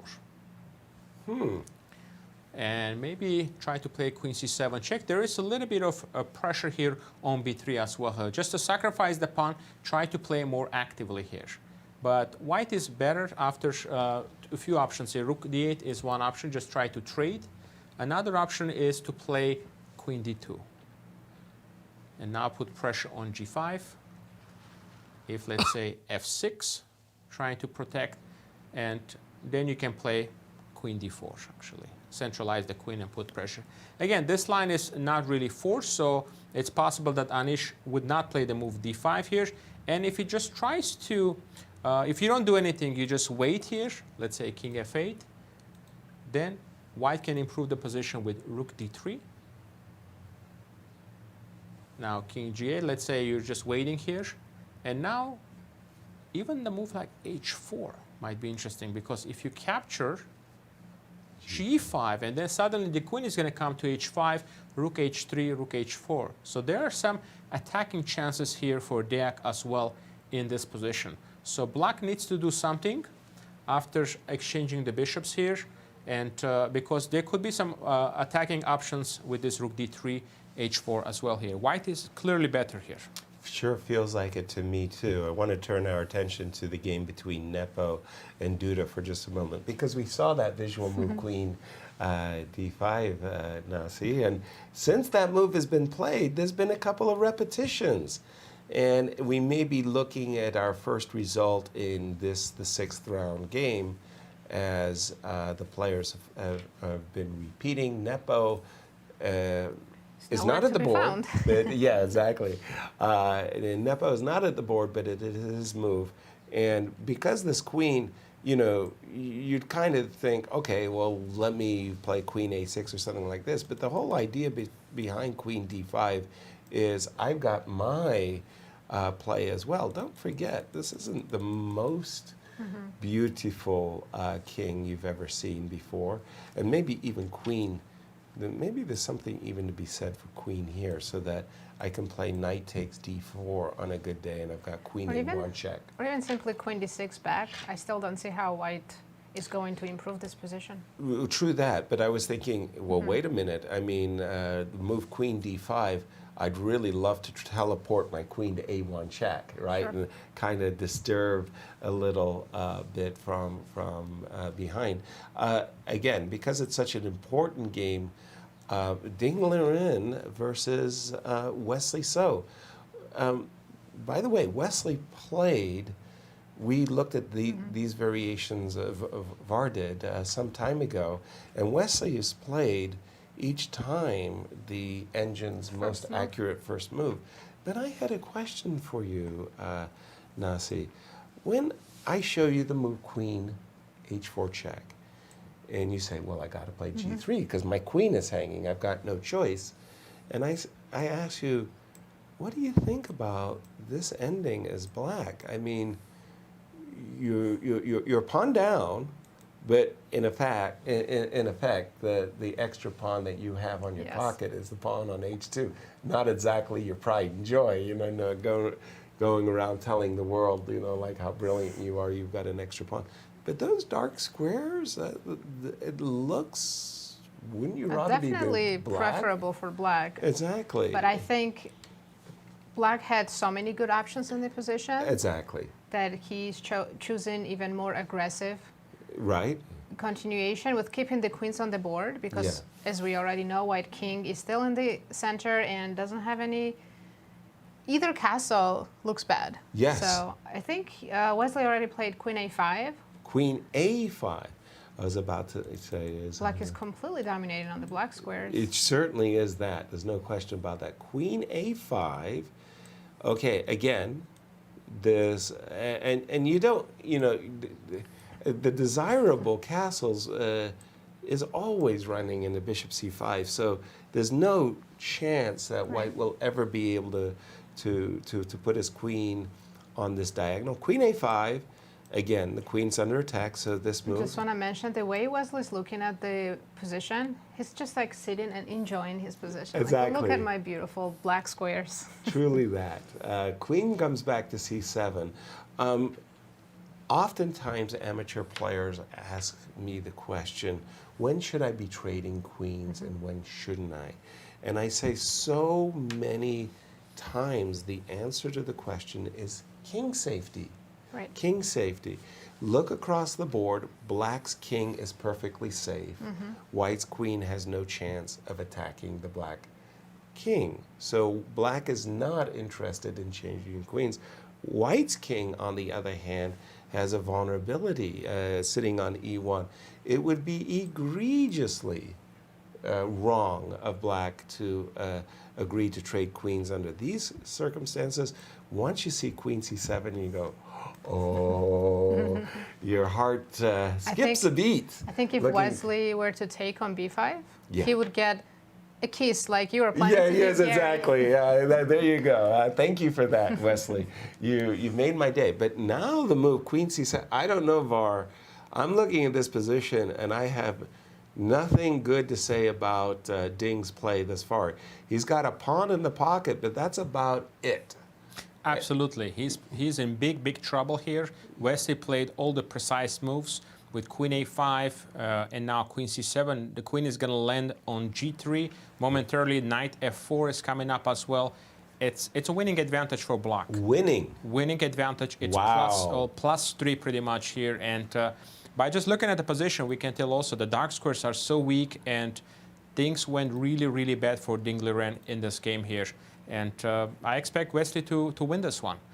What is going on with Ding? Again, he got the #1 seed in the drawing of lots, which means he started with 2 whites, which is always a very nice feeling in this type of a round robin of such great caliber. This is his 4th game with the white pieces out of 6. Not only has not won a game, but his white games have been just nothing impressive about them. He's not in his zone. He must be absolutely exhausted, and I think we saw him in the interviews too yesterday and the days before, where he needs to rest. Yeah, well, he just had the rest day. That was what we were all thinking. But he didn't really have a rest day. Unlike other players, him and Rapport had to do press conferences. Did he? Yes. Okay. So that could be affecting him too. Exactly, but he's looking at this position. VAR, you didn't tell us how, you know, with engine precision play, what on earth is Ding supposed to do? Because, I mean, I'm struggling coming up with a plan. Knight d5 is the best move in this position. Knight you David need 5. to blockade the d file here. Okay. And put pressure on the queen. So queen g3 will be played. Yep. Very natural move. Now check, and also the g2 pawn is hanging. You can't really put the king on a d file. That will be really bad. You cannot also play knight f2 because of bishop c5, putting pressure on the pinned piece. So you have to play this move king f1. And here, actually, Wesley needs to find the best move here, which I think he will find here, is this move rook takes d5. Eliminating this knight, but the idea is you want to put this knight on f4. If you play it immediately, then white can exchange and try to hang on. So this is very important move, rook takes d5. Queen takes d5 simply loses to the move knight f4, and then you have to move the queen, and queen g2 wins the game. So you have to play e takes d5, knight f4 still, activating the knight, and now threatening queen takes g2. Right. The only move here not to lose immediately is knight e3 here, because black also threatening to capture on g4 and bring the rook into the game. So knight e3 only move, just trying to defend here. And here, not an easy move to find, but you need this move a6 to remove the queen from there and to potentially bring the bishop to c5 here. So now queen has to stay around the c5 square. So let's say queen b6. And now bishop f5, developing the bishop, and with the idea to play rook e8. Once the rook lands on e8, it's going to be very difficult because your knight is vulnerable and will be many threats here. So this is the absolute best line for Ding. d6, rook e8. Now he needs to find a move, rook g1 only move, just to defend on g2. And here black can play bishop d7. And rook e1. Just try to bring more defenders. And now knight takes e2. Rook takes e2. And bishop b5 is strong, but also rook c8, very strong, threatening now rook c1. This king is really, really vulnerable here on f1 here. So knight d1, rook c1, and bishop b5 is coming as well. So it's still around plus, now it's +4 almost. But again, not easy to find all these moves, I think, for both players. I'm very forcibly reminded of the great American writer Reuben Fine, who said about the move rook takes d5, as natural as a baby's smile. Rook takes d5. I love that move. That's a great move. What an exchange sacrifice. Rook takes d5, e takes d5, knight f4, double threat, queen takes g2, bishop takes g4, knight has to drop back. A6, a nice move, prepping bishop c5. You have to play queen here. We understand the moment we play rook e8, it's game over. Just like that's it. It's splat. Bishop f5 is a good move. I also like for some reason, bishop e7. Bishop f5, rook e8, natural, powerful moves as well. I mean, this could be one of those games that goes into the Wesley So's best game collection. I mean, it's just you just feel what's going on. Knight d5, by the way, on the board, and Wesley is being invited to go queen g3 check, king f1, rook takes d5. Just I mean, it's amazing. Beautiful, beautiful, brilliant. Black sacrifices in exchange. They're also already down a pawn as well. Exactly. So it's a pawn in right. exchange. There's no immediate checkmate or getting the material back. You have to make moves like a6 and bishop f5. Right. And yet Engine says it's -4. -4. Yes. Wow. That's incredible. That's how bad White's king is on f1. Exactly. There was one here in St. Louis. We had a fantastic blitz event that featured Garry Kasparov, Wesley So. And Wesley in a blitz game eviscerated Gary's King's Indian. Sacrifice, sacrifice, boom, boom, boom, boom. Gary came down into the studio, kind of rocked, and he said, "Today we saw Morphy versus amateur. I was the amateur." I remember that game very well. That was exactly. very impressive.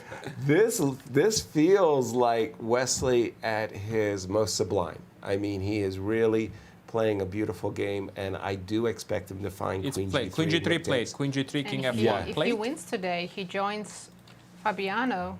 Depending on the foul, right. yeah, but he will would go be in the sole lead plus at the 2. moment. Yeah, that would. But that move, rook takes d5. Personally, I don't find that to be a difficult move because, to my way of thinking, the move knight f4 is huge. The presence of the knight hitting the pawn on g2, hitting the bishop on e2, opening up the diagonal. Rook takes d5.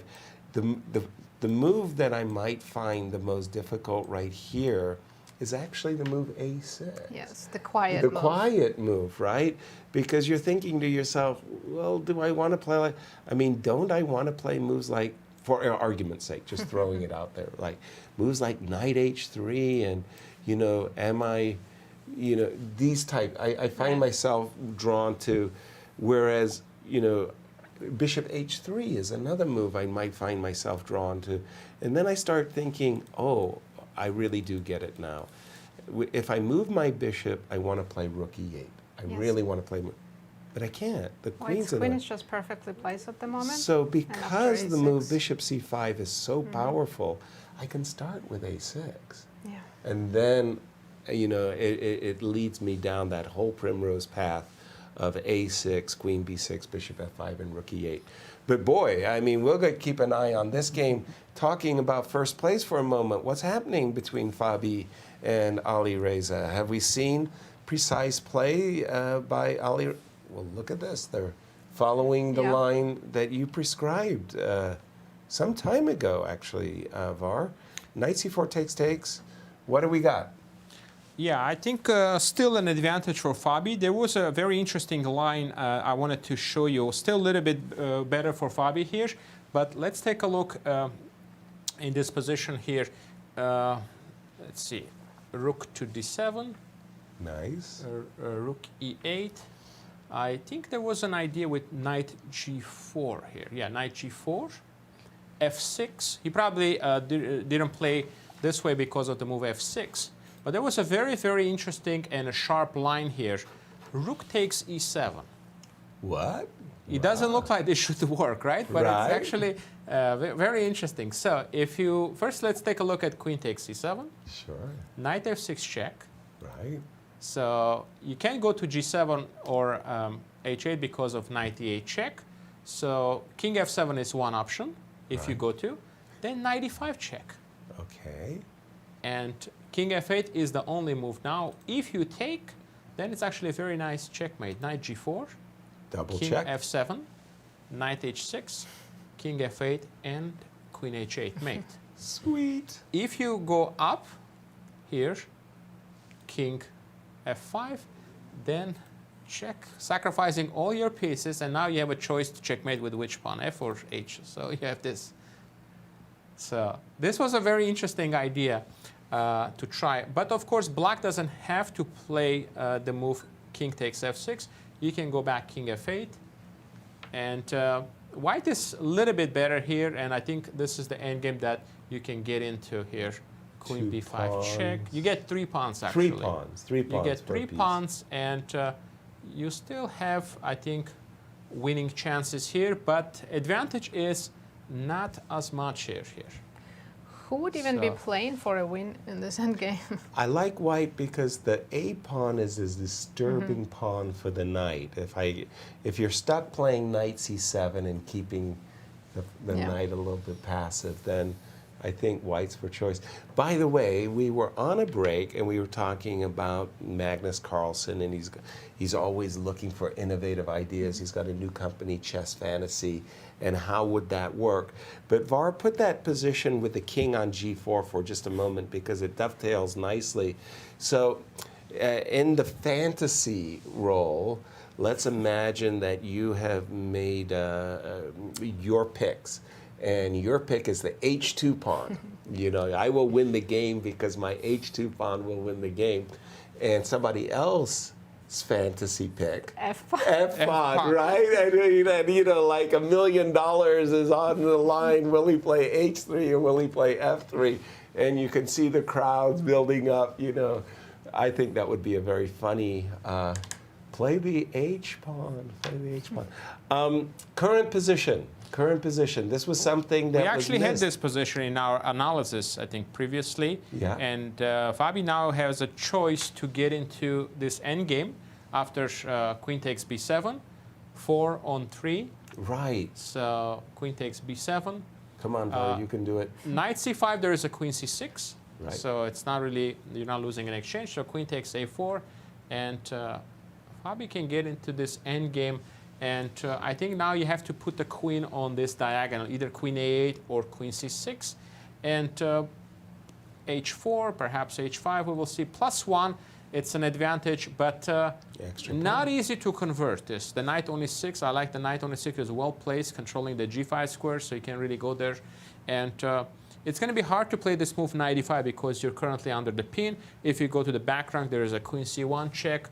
So White can play this for a long time, try to improve the position, but it's not easy to convert this, I think. Okay, let's get in a couple of tweets before time trouble rears its ugly head. And here we go.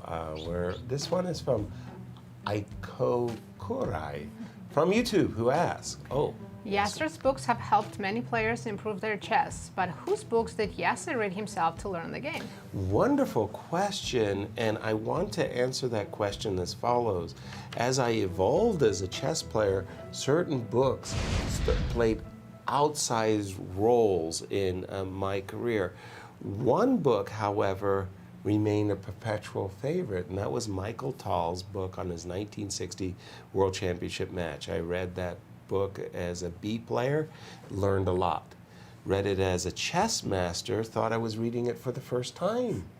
Read it as an international grandmaster, I said, my God, Misha had great insights, you know.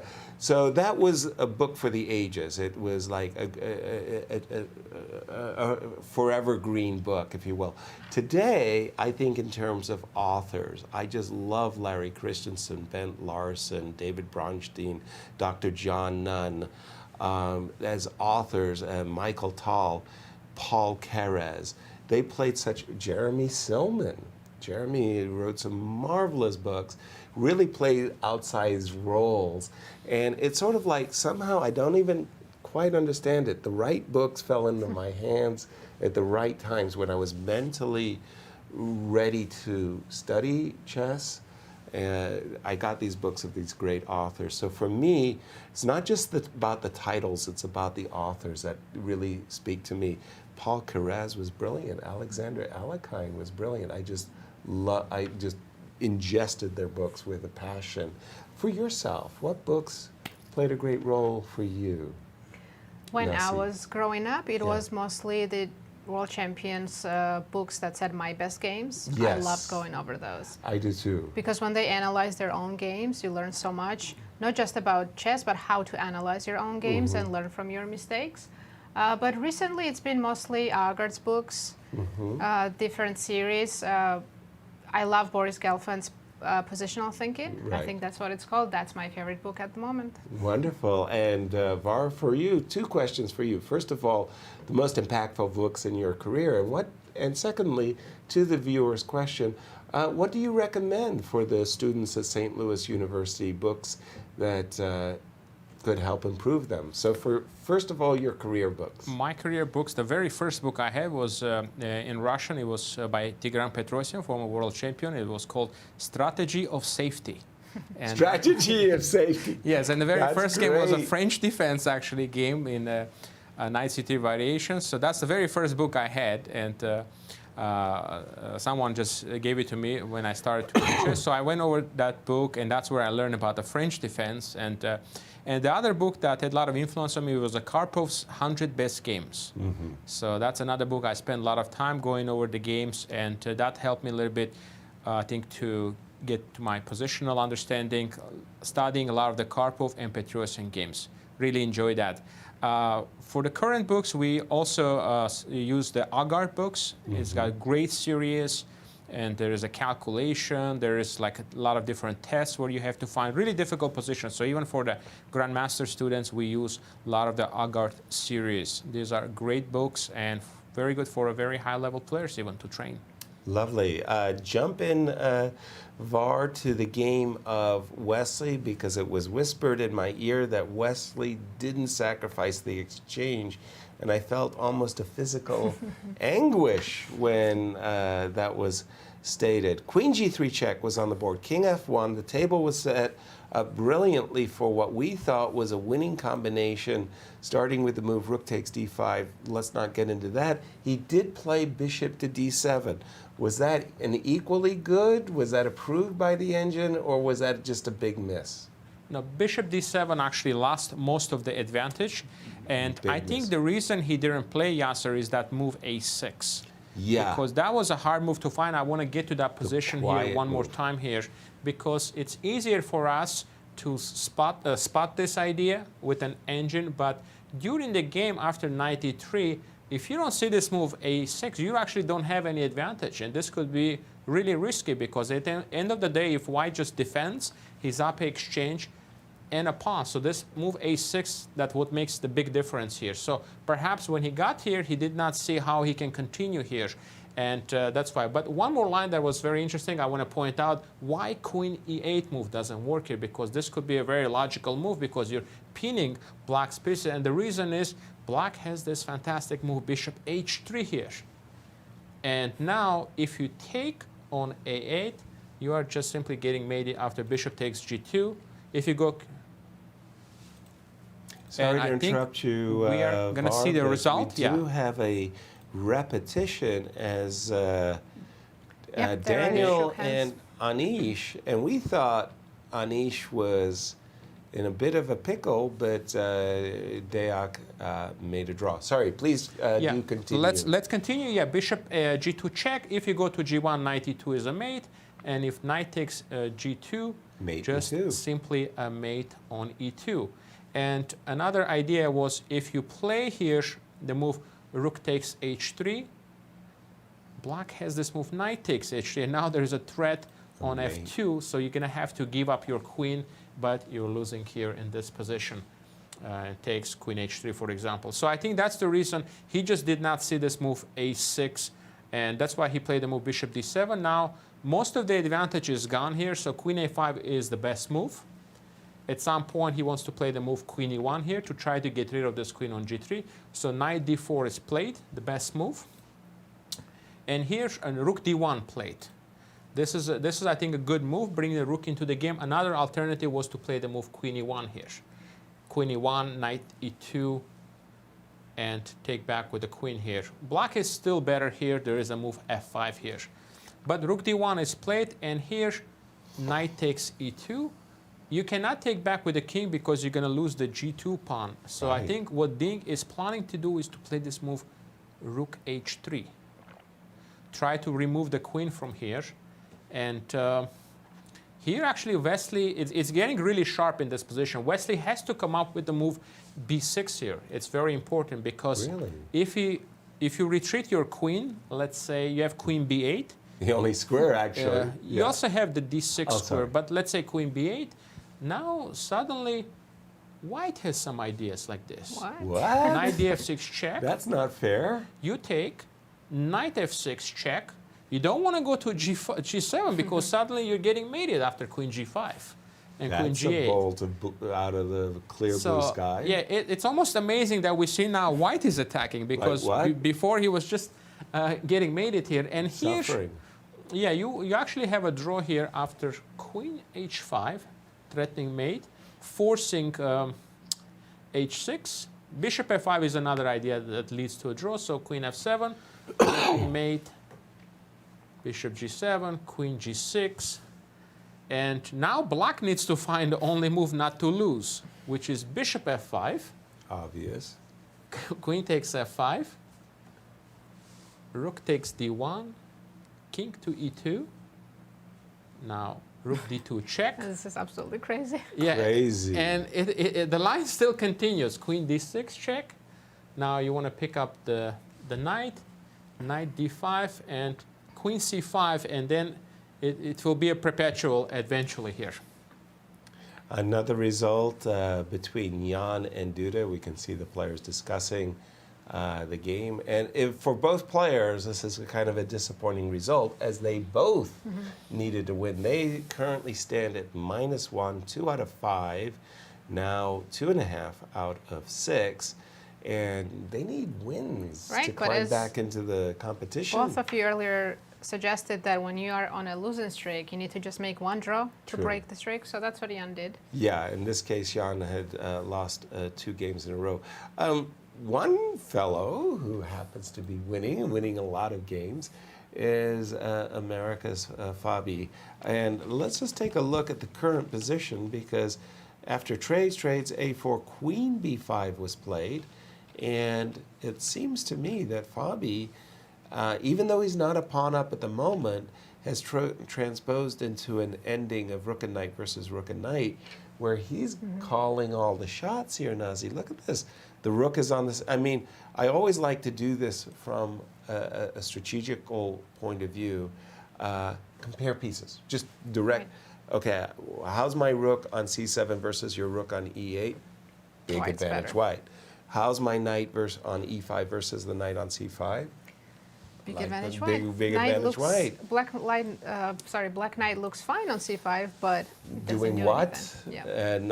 Yeah. White knight looking good on c4 and or c6, also slightly better with the kings. So even though, I don't have a material advantage as white at the moment, my feeling is, this is playing on one goal. I mean, there are 2 results that are coming out of this game, and they're in favor of white. Yes, I mean, I think b6 pawn is not going to stay there for a very long time. Not very long. F7, F6 on the board, and these are the results so far. 2 draws out of the 5 games. We have 2 draws between Deac, Giri, and Nepo Duda. And again, our tournament leader, Fabi, playing against one of his closest rivals, Alireza. Again, a huge game. If Fabi scores, that would be huge. I mean, that might just be a sayonara, see you later, tournament over, +3, and Fabi's rating will start going through the roof. In the meanwhile, world champion Ding Liren, we do have b6 on the board. B7, B6 on the board. Is Ding climbing back into the game, or is it one of these things where Wesley is just, even though he's played a few imprecisions, he's still got advantage VAR? I mean, how does the engine evaluate this situation? Engine evaluates as still better for Wesley, not as much here. Let's take a look at the critical lines. Please. Here, Queen D2 is the move in this position, the best move for Ding. Okay. So now Bishop G4. Bishop G4? Yes. Okay. If you take the queen with rook takes G3, knight G3 check, checking the king, and now you move the king to E1. There is knight to E4. Okay, so I end up with 2 rooks for the queen. Yeah. In case you take the knight. The best move is queen F4 here, actually. Right. The best move is queen F4 here. Bishop H5, and after G4, it's still very complicated. But we have another move here. Looks like he played queen A6. He didn't retreat. He didn't queen retreat, to D2. yes. Queen A6. And that's not the best move here. Ding has 6 minutes, getting low on the clock, so still a lot of moves to go here. We're still on move number 29 here. Now Wesley can have a big advantage after bishop takes G4. Right. You have to take the queen, of course. Absolutely, that's a Knight check. G3 check. And King if has you to play move. king F2, there is knight E4. And So we you have to do- play king E1 or king G1, and now By the bishop way, E6. to interrupt you, Var, he did play bishop takes G4. That is on the board. On the board, yes. Okay, So, please continue. So rook takes G3, knight G3. Right. So king E1 is the best move here because you need to protect your rook. Okay. So I think we're going to see this, and bishop E6. So black And- has rook and 2 pieces for the queen. Yes, Thank the you line. for that. I was like, I have to add them up. I mean, my calculator's a little bit stuck here. So, from a material point of view, White also has a pawn, queen and a pawn, for rook and 2 pieces. I I love the rook in two pieces in this case. This is, materially speaking, Ding is busted. And he plays the best move, king e1. E1. Now, we expect bishop e6. So why doesn't knight takes e4 work here anymore? Oh, because queen's not on d2. It's not with a Exactly. tempo. That was what.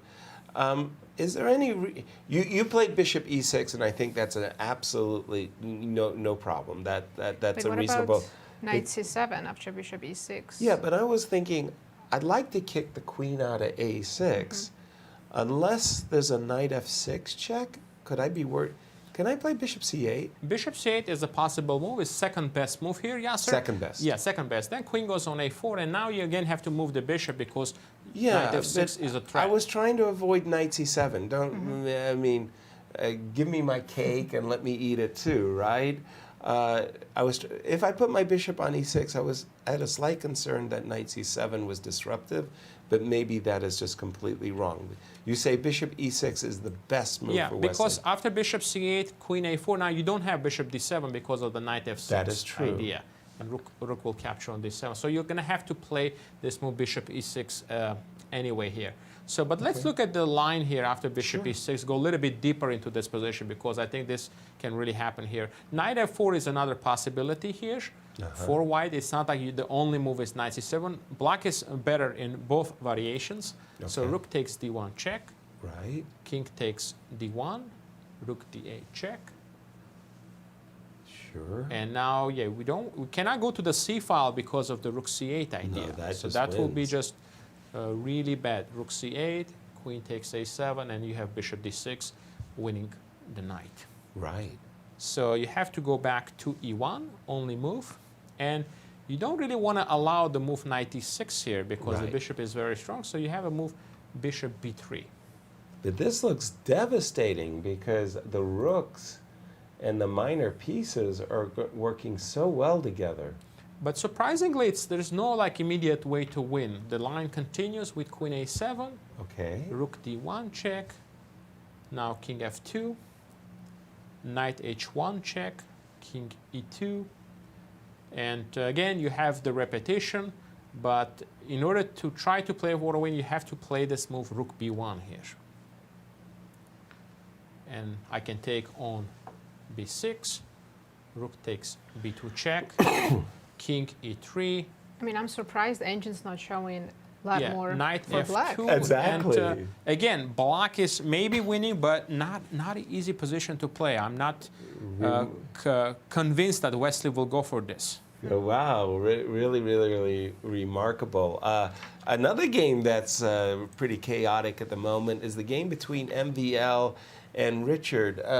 We had spoken about this type of a possibility some time ago, sacrificing the a3 pawn for white, going after the h6 pawn. We're about to have that pawn race. And then it's that pawn race, right? And who knows what's going on in this race? VAR, clear the cobwebs for us because this looks like three results. Absolutely. And it looks like you're going to lose the h6 pawn, but you need a very quick counterplay with the b4, b5. B5, B4. B5, Sorry, B4, I thought it was all about the a pawn. You're saying it's about b5, b5, b4. yeah. Bishop e8 is the best move here. Okay. To move the bishop here, so everything is protected. Nice. And it doesn't matter which move you start with, queen h6 or knight d1. You're going to need to put a knight on d1 eventually here. So let's say queen takes h6. Right. Now b5 comes in, threatening to play b4 immediately. And knight, if you play the move knight d1. Sorry, Bart, to b4. interrupt, but why are we playing b5? Because it looks like a pawn is farther along, so why not push a4? So right here, just start with a4. Okay, so let's say if you start with a4, now the problem is this move queen f8. Pinning your knight. So we move our queen to a1. a1, okay. So we're threatening, we think we're threatening queen f1. Knight d1 first to prevent that. Let's go. a3. a3, and now actually I'm threatening to queen my pawn. a2. Whoa, wait, because we can stop you with bishop g6. Bishop g6 is the best move. If you play a2, I think we both queen, but my king is actually better protected on Amazing. D2. We're going to have 4 queens on the board, and yes, your king is safer than my king. Okay, I get that, but you bishop have to play G6. bishop G6. Just okay, that's because just a momentary, quiet move. I'm going to play A2 and queen. Yes, but actually I'm winning with 2 different ways here. I can play the move queen B8, for example. Go ahead. Show me how you're going to win. A2. A2. Queen D6. I've got an escape square. King E8. King E8. Queen takes E6 now.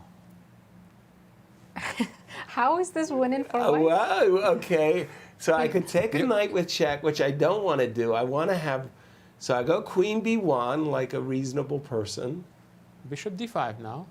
I make a queen. God, what Where's am I missing? the mate? A1 queen. Check. No. Oh no, I see it now. No, the cobwebs. G7, that pawn on H6. Yeah, here queen D7, and of course if you go to F8, queen F6, and queen G7. So easy to miss. Chess is cruel. Yes. Look at that. Look at those queens. I could have been a contender, I tell you, Var. Absolutely. Wow.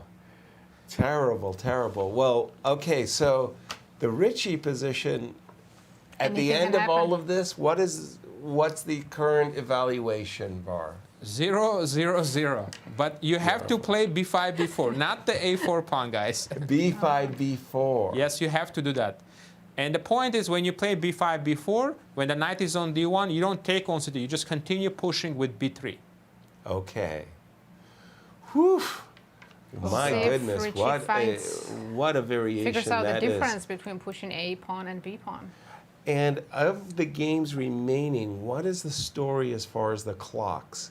Who's in time travel, Nazi? Let's switch to Fabi, because I think he's about to win. I think Alireza really misplayed the position here.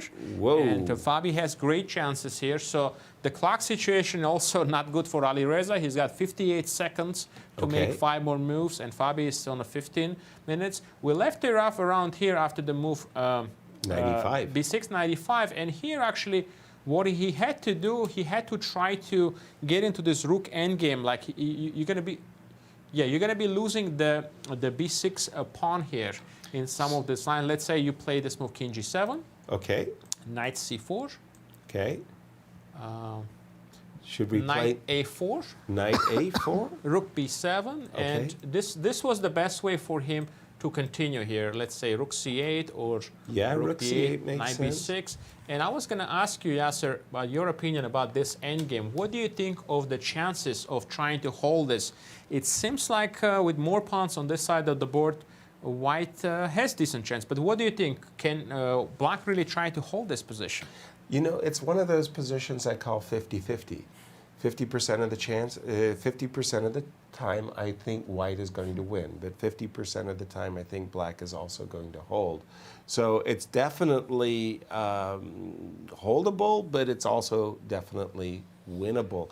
I would say that Fabi would like to have tortured his opponent, but that's not what happened. What happened was that another thing that I would have done maybe is I would have left the king side alone and maybe played knight e4, knight d6, trying to go after the b5 pawn. I don't like what we have in the game, which is this move, e6. Isn't that just inviting?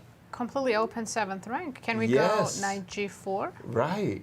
That's exactly what I'm thinking too, Nasi, that after knight g4, this is really... All black needs is to jump from knight from a4 to d5, and then everything would be okay, but... Even then, I'm not 100% sure he'd have equality, but the knight is terrible over on that side of the board, whereas knight here, I think you have to play rook f8. I really don't think of there's being a choice. Knight h6, put the king in the corner? Yeah, knight h6. Keep everything pressed. Something to be said for h4, g4, g5. And white can do anything here. Bring the king if you want. Black is really, really, really stuck. The other thing here, too, is you almost start to think to yourself, can't I win a pawn? You know, like all of these pawns are lined up like ducks in a row, right? You start to think, shouldn't I play like rook c6? It looks like Fabi has a really big advantage and a big advantage on the clock as well, as Firouzja will be playing. How many moves? They have 5 more moves to go, and Firouzja has 58 seconds on the clock. And Fabi about 10 minutes or 12 minutes. 12 minutes, yes. Okay, very good. And the other game, the games that are remaining, Ding, Liren, what's the clock times here? Wesley has 5 minutes. They both have 5 minutes left on the clock. For how many moves? 8 more moves. 8 more moves.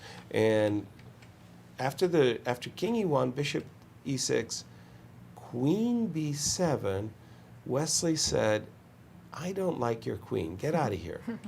Rook C8, and Rook E8 to B8. We're up to date with the players. Queen C7. Ding is trying to be his disturbing best. By the way, Knight H5 came with speed. Like, but this position is definitely easier for Wesley to play. He has so many more pieces on the board. True that, and that's the whole thing. I've always thought that 3 minor pieces versus the queen, slightly favorable mostly for the minor pieces, but there are some exceptions where the queen is really, really powerful.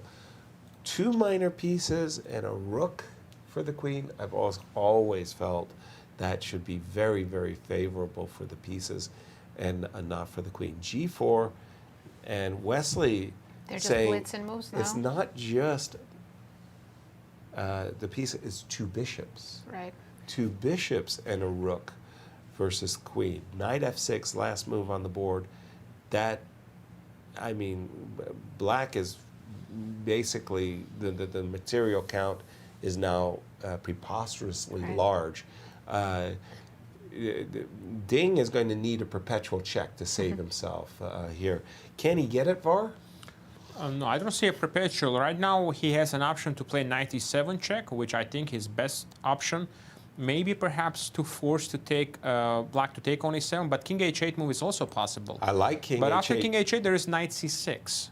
And it's a bit of a strange position. You play rook c8, and I go queen b7, and it's not easy actually for black here to just get rid of my queen. If you do, then you're probably just winning, but not easy to do it. So let's see if he's going to... By the way, knight e7 looks like it's about to be played, and Wesley was ready for that. I mean, his pen in hand.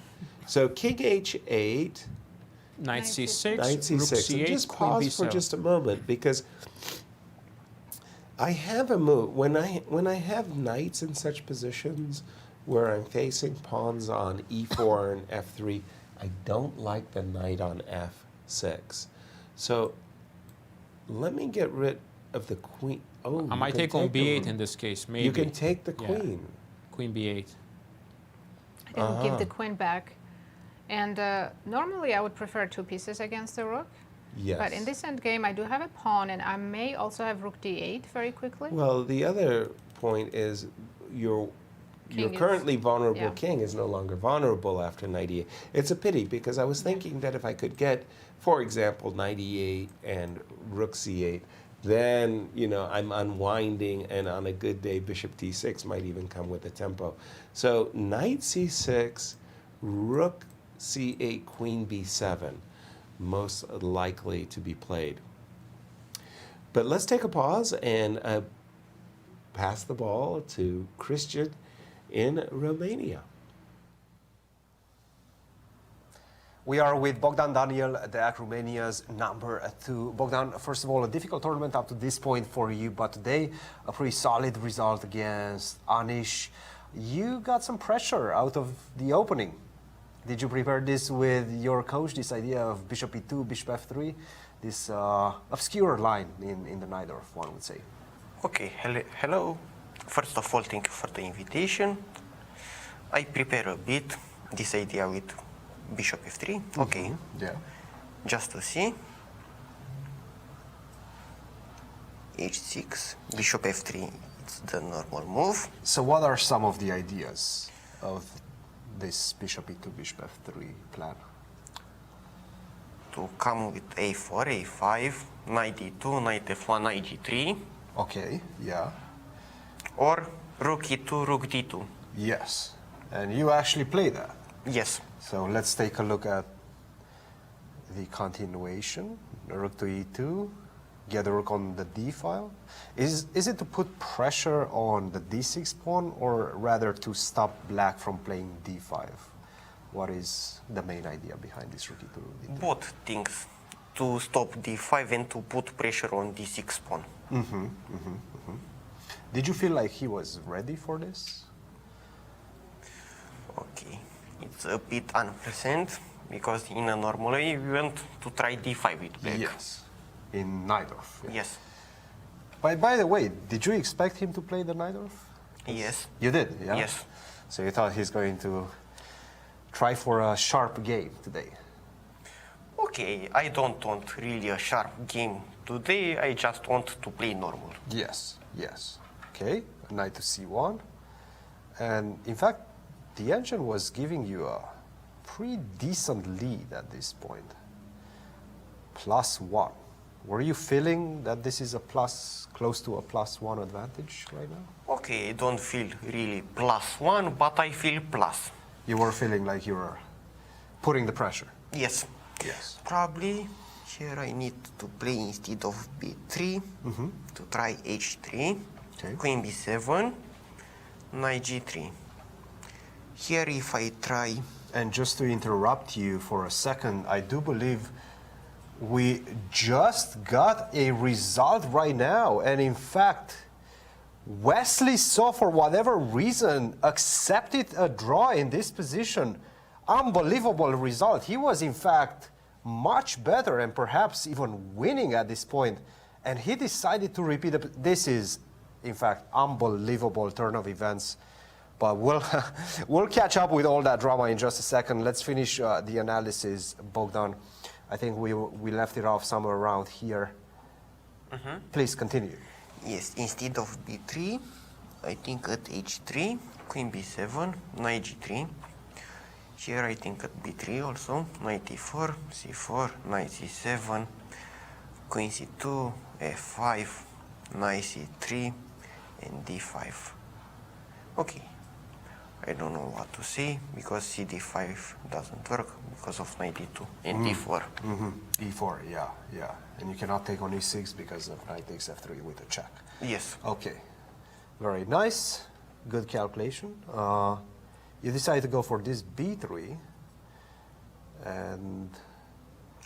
Okay, probably you don't need to play knight f5, probably just to continue to play rook d3, rook d8, and queen f3. I don't know. But here I don't like knight e8 and come with knight on f6. Probably the best move by yes. the engine as well. So definitely you kind of understood exactly what the requirements of the position are. And by the way, it's not, despite the fact that the engine is saying that sure you're better, it's not that easy, right? Yes. To make a dent in black's position. Cool, all right. And you guys exchanged. Did anything out of the ordinary happen in your opinion, or at this point you both had to more or less repeat the position? Okay, here it's necessary to repeat. Because, you know, I put g4. I can become easy worse here with white. Yes, yes. Bogdan, congratulations. Up to this point, you're finishing up with Richie Rapport, I believe. Yes. Liren in the last one, the world champion, and there is another player that you will be facing. I don't remember exactly. In round 8 against MVL. MVL. Quite a difficult finish. How are you going to approach those games? Okay, I will just try to play. Just try to play. And by the way, right now the Romanian national team is having a new coach, Ivan Sokolov. He was on the other broadcast as well. How is that partnership going? Are you enjoying working with Mr. Sokolov? I work a bit. Okay, it's a good relationship. I don't want to see more. Of course, of course. Well, thank you very much, Bogdan. Thank you. And we'll see you in the upcoming rounds. Thank you. Guys, back to you. Cristian. Thank you, Daniel. We're kind of reeling. Sorry here, folks, but we don't understand what just took place. When we left for the interview, we thought that Wesley was going to how do you say, just play Torture and Ding. play and torture Ding with his material advantage of two minor pieces and a rook versus queen. Instead, he agreed to a repetition. I don't know how big an advantage the engines were suggesting he had, but I'm rather stunned that Wesley made the decision he did. Help us out, Var. Was that... Tell me why he did what he did. I'm confused. I'm also stunned, Yasser. I mean, he had a -2 advantage here and absolute no risk for him to continue to play. Right? So really surprising decision that he tried to bail out. Let's take a look the end of the game. Okay, through the magic of television, this is what it was all about. Here, knight e7 check. Two very reasonable moves. I like king h8 personally. I love those bishops. He took, that's fine. Queen There's takes. also no real time trouble because they were about to reach move 40. Exactly. And black has absolutely no risk. Exactly. There's a white king, so rook e8. That looks great. So the queen has to move. And now you play h5. You just play h5. You invite the move g5, then you can reroute the knight back to g6. You go h5, g5, knight h7. Very, very nice. Your king is completely solid. You've got a solid queen side structure, a solid king side structure. Maybe you even go a5, a4, and bishop b3. Wesley says, draw? Maybe one explanation would be that he's physically not feeling well. That could be it. Yeah, you never know. I mean, we're suffering here in St. Louis. I know that Tony Rich has gone to Bucharest and also fallen ill. Cristian has spoken about it as well. Don't know, maybe something, but I mean, from a material point of view, I haven't seen this, and What an wow. escape for Ding. Big time. And Ding was like, please, you know, he didn't even know what to do. I mean, would you like to shake my hand? Absolutely, yeah. He was reluctant to, because, yeah, he got away with one today. We have two remaining games. The tournament lead, it's Fabi has got, when we left it about here. I kind of like the move rook b7. It's like just one of those little moves, but it just says, okay, your knight is frozen. I'll make incremental improvements. So the rook was a moment on c7, now it's on b7, now the knight's on g4, knight h6, king check. Just, I guess it's going to be one more time repetition, or maybe he is thinking about knight d6. How serious are White's winning chances in this game, endgame Var? But pause that thought for just a moment. Jump to Romania as Cristian is with Wesley, and we can ask him what's going on. Wesley, you came here and you were kind of incredulous about the eval of the engine being -2 at the end of the game. How did you assess that position? How did you come up to the conclusion that repetition is the best? Well, no, I just thought things went out of control. I mean, it doesn't even make sense looking at the computer these days because they're just too strong, and the evaluation is inhuman, so totally unrealistic. But well, I thought the position was very complicated at that stage. I was also disappointed that I missed a very good winning chance against Deac the other day, so I wasn't especially hoping for much today. But I thought I got a good position. And then you were showing me some lines earlier, like with the exchange sacrifice. With rook to d5, yeah. Yeah, I saw this from afar, and I also was calculating it here. But after knight e3, I thought I'm done on exchange in a pawn. And I mean, you probably should add more lines here on the engine so that we know if a6 is the only winning move. So a6, queen e1, knight takes. Oh, I guess I didn't see queen g6. So I saw a6. And it's more of a slow burning advantage, right? It doesn't finish in the next 3 moves. Yeah. It's nothing super tactical, yeah? Yeah, I mean, problem is I can't get my rook. So a6, queen a5, bishop, queen e1. Yeah, and I didn't see queen g6. Just a slow retreat, and it's -4. Yeah, it's just knight h5 is a big problem. Rook e8 is a big problem right now. So if he goes g3, bishop c5. Ah, h5. Queen g6. So yeah, just totally missed queen g6. But even bishop to But d7. it was a good chance. But bishop d7 was not clear because I was calculating so many lines after h4. I guess h4 is a mistake, but it's already not so easy. Like I was gonna go here, but then I saw knight d5, queen g3, king d2, and king h8, h5. Okay, king h8 is a bit unrealistic, right? Yeah, I mean, just It's a funny move. doesn't make sense to look at a computer when we're playing a human, and also. How would you describe this position? Because sure, we see this evals is like -3, -4, but they're not easy to calculate, and you have options at every single move. Your opponent has options at every single move. No, I thought I had very How good. did you assess it? I thought his position was very close to collapsing. For him. For him, yeah. I thought his position was very.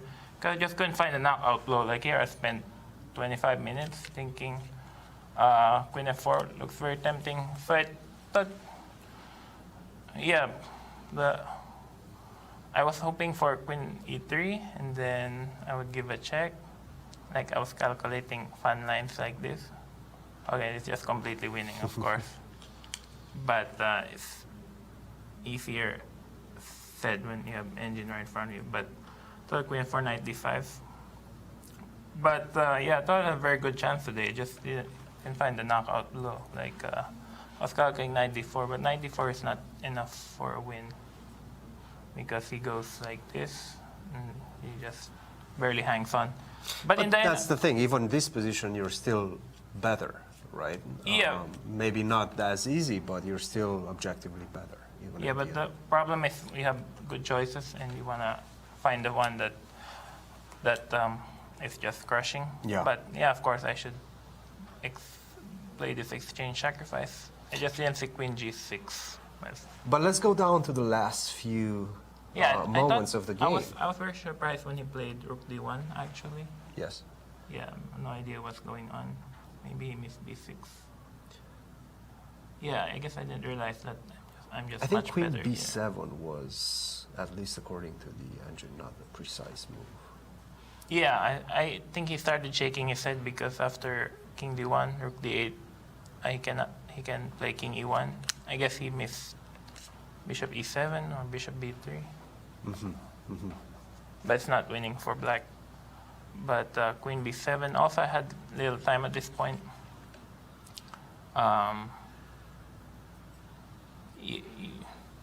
Were you still Yeah, still king harboring hopes for an advantage here, or were you ready to kind of, make a draw if possible?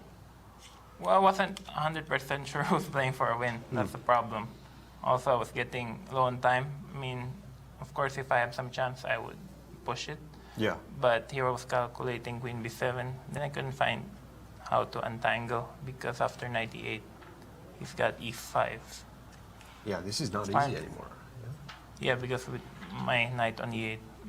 But I'm not sure also how strong this engine is because usually, yeah, you have to give at least like depth 30, depth 35 to be accurate. But I didn't realize that this position is +2. Like I thought he's got a pawn for a queen and 3 pieces.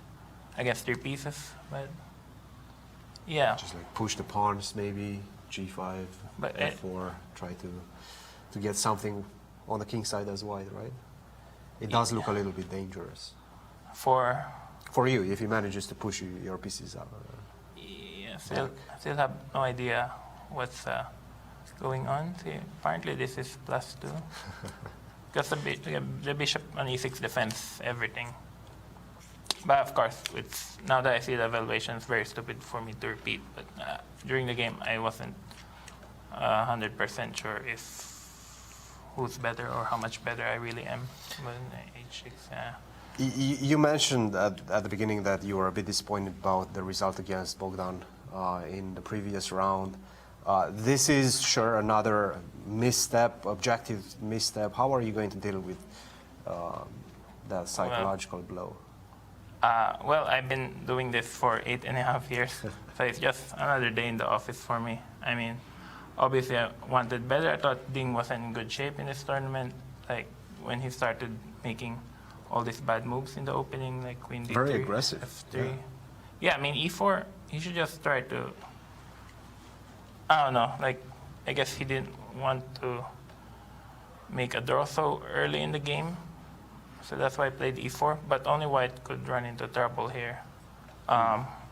So well, just take it day at a time. I still got plenty of tournaments left in the year. Just as I say in St. Louis, just try to keep getting better day by day and hope that things go your way. But I'm very pleased that my compatriot Fabiano is doing extremely well in this tournament. I think the last 2 times in Romania, or the last 3 times actually, he didn't go well, but very glad that he's winning almost every game here. But it's a pity that I didn't convert today. Would have been a big treat beating the world champion, but yeah, I still find it very stupid that I repeated moves in this position.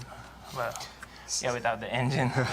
Without the engine, it's not that easy to assess these imbalanced positions. Wesley? Yeah, actually, might be interesting if you ask random GMs what they think of the assessment in this position. I don't think anyone would give +2 for Black. And maybe we can throw that question to the guys in St. Louis. Wesley, thank you very much for joining us. Thank you so much for having me. Guys, back to you. Thank you, Cristian. Thank you, Wesley. It goes to show, Nazi, what a very, very difficult game chess is. Absolutely. That one of the very best players in the world came to a position and misevaluated the position. But here we have the results thus far. Yeah, we have 3 draws between Deac, Giri, Right. Nepo, Duda, and a surprising draw between Ding and So. As we get prepared to go on a break, we've got 2 games left. Very surprising situation suddenly occurring between Fabi and Alireza. I really thought the endgame that Fabi had, as in past tense, was really good for him. After the move F5, he played knight C4, and that was a strange move because he had just invited rook F7, trading rooks. Again, those things that I do all the time. I weigh the various pieces. The rook on F8 is terrible compared to the rook on B7. As a defender of the position, I would be elated to get rid of the rooks, and if I could trade the rooks, I get a draw. And it's forced now. You can't avoid the rook He exchange. can't avoid the rook rook. B8, just rook F8. Right, rook B8, rook But F8. after the queen exchange, maybe Fabi thinks that he has a big advantage in the knight endgame. I'm sure he did. I'm sure he did. You're talking about an earlier point right here. Queen takes, pawn takes, knight here, rook here, knight here. Yeah, I'm sure he felt that, hey, I should be winning this, or pressing. Right, but in the current position, we have rook B8, rook F8 on the board. Yes. This is a line we're analyzing. Oh, no, Yes. it did happen. Okay, so after the rook exchange, can On White just... F8 or on F7? Let's say on F8. Okay. And White tries to bring the king over to the queen side as soon as possible. Well, what? But it's too slow because Yeah. Black king is right there. Well, Black is also ready to Yeah. trade. 4 versus 4 will be the 9 ending. That will be easy draw. White doesn't even have a chance to keep trying. No, I think we're about to see a handshake and a repetition as Fabi is just coming to this horrifying realization, and there you see it, just right there with the grimace of the head shake. That So what was the mistake exactly? well, right here, the funny part is Black is kind of stuck for a move. Like you might just, for example, consider the move H4 Or Just king say, F3. or king F3. Just go ahead. Let's improve our position incrementally, right? If you want to play F5, maybe you're inviting my king, and there you see it. Fabi is repeating, and for Firouzja, yep, we're about to see a hand for Firouzja. He's probably going to be signing the score sheet with a very big smile on his face. So we almost had 2 wins. 2 Americans almost won today, Fabi and Wesley. They had, and there's the 2 hearty draws. hand clasp. The ones that get away, VAR. This is and there you see a big smile from Firouzja saying, "Dude, man, this is really bad. I know I let you off the hook." And we have one game remaining, which is a crazy game, but we hope to get an interview with Fabi. But Vards, weigh in there on the Wesley So interview, because I think for a lot of people in the audience, they're going to be shocked that Wesley didn't have, I want to say, confidence in his material plus, and they're asking why. Why didn't Wesley believe he was much better? I agree, Yasser. I think it also had to do with who he was playing. If he was playing somebody like 2600 Grandmaster, I don't see him repeating that position. No, he's going to wipe him out. And yeah, he's just going to play h5, and he, force g5, like you mentioned, knight h7, and I don't see any losing chances there for him. So he could have just repeat, and he really has a draw in a pocket in that position. And I think just the fact he was playing Liren, and he thought he lost control of the game and just decided to play it safe. But yeah, definitely a decision that could hunt him back, because that was an opportunity for him. And as far as for Fabiano's game, the position you have currently, he has a really big advantage right there if he plays your move h4 and slowly try to improve the position. But the last move, the big blunder was the move when he allowed this move rook f7 here. I want to go back to that position here. When he played this move knight c4, here he still has an advantage here. It's a little bit less than before, but with the move rook c7, he can keep this knight from going to c3 or anywhere. And also, if the move rook d8 comes, he puts the rook on c6. So this is still a very pretty nice advantage here, and really good winning chances for him. Yeah. He has ideas such as f4, bring the king to f3. But I think he simply, when he played the move knight c4, he just overlooked this idea. Oops. And this is really, really disappointing, because this was a big chance for him to try to win this game. And here, he has to actually repeat, I think, because at some point, if he trades rooks here, this king can come, and you have to be careful. But there is no winning chances. Of course, you also have the knight c3 option. So, really a strange misstep here, with having a lot of time on the clock here. Just for a second, perhaps he lost concentration and just missed this move rook f7, and the game immediately ended in a draw after that. Missed opportunities, which leaves us with our remaining game, which has been a Donnybrook, by the way. Lots of fun things going on in this game as this race of pawns on the H pawn versus the B pawn. And it was funny, because I think, Nasi, you and I both had the same impression. Excuse me, but my A pawn's more advanced. Let me just get my queen out of the way so I can make the queen. And Var was saying, no, no, no, no. Push your B pawn. And that's exactly what happened. He's pushed his B pawn, has Richard. And now, in his mind, he's dreaming of dropping in and playing queen A2 takes C2. Now, in this position, what is MVL going to do? What's he going to do? Either take on b3 or push h6. Those seem like the only two moves. Right. Taking on b3 kind of exposes the king a little bit. Would you? I'd be more inclined to play h6 myself. How would the line go after h6? Do I play bishop g6? Stop the guy? You can also take on c2 to expose white's king more. B takes c2. Yeah, should I take? I mean, I was thinking, take on c2, expose the king more. Oh, you're not playing bishop a4 on me, are you? No. I wish. Okay, I'll take. Maybe queen a2 check.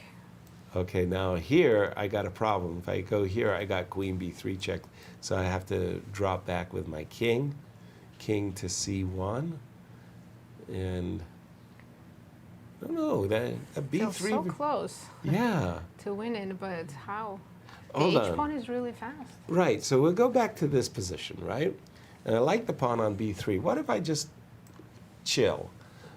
Bishop g6, stopping the h pawn, setting up for a very quick The only reason I don't like moving the bishop is that it allows white queen to go from behind, maybe queen b8 at some point.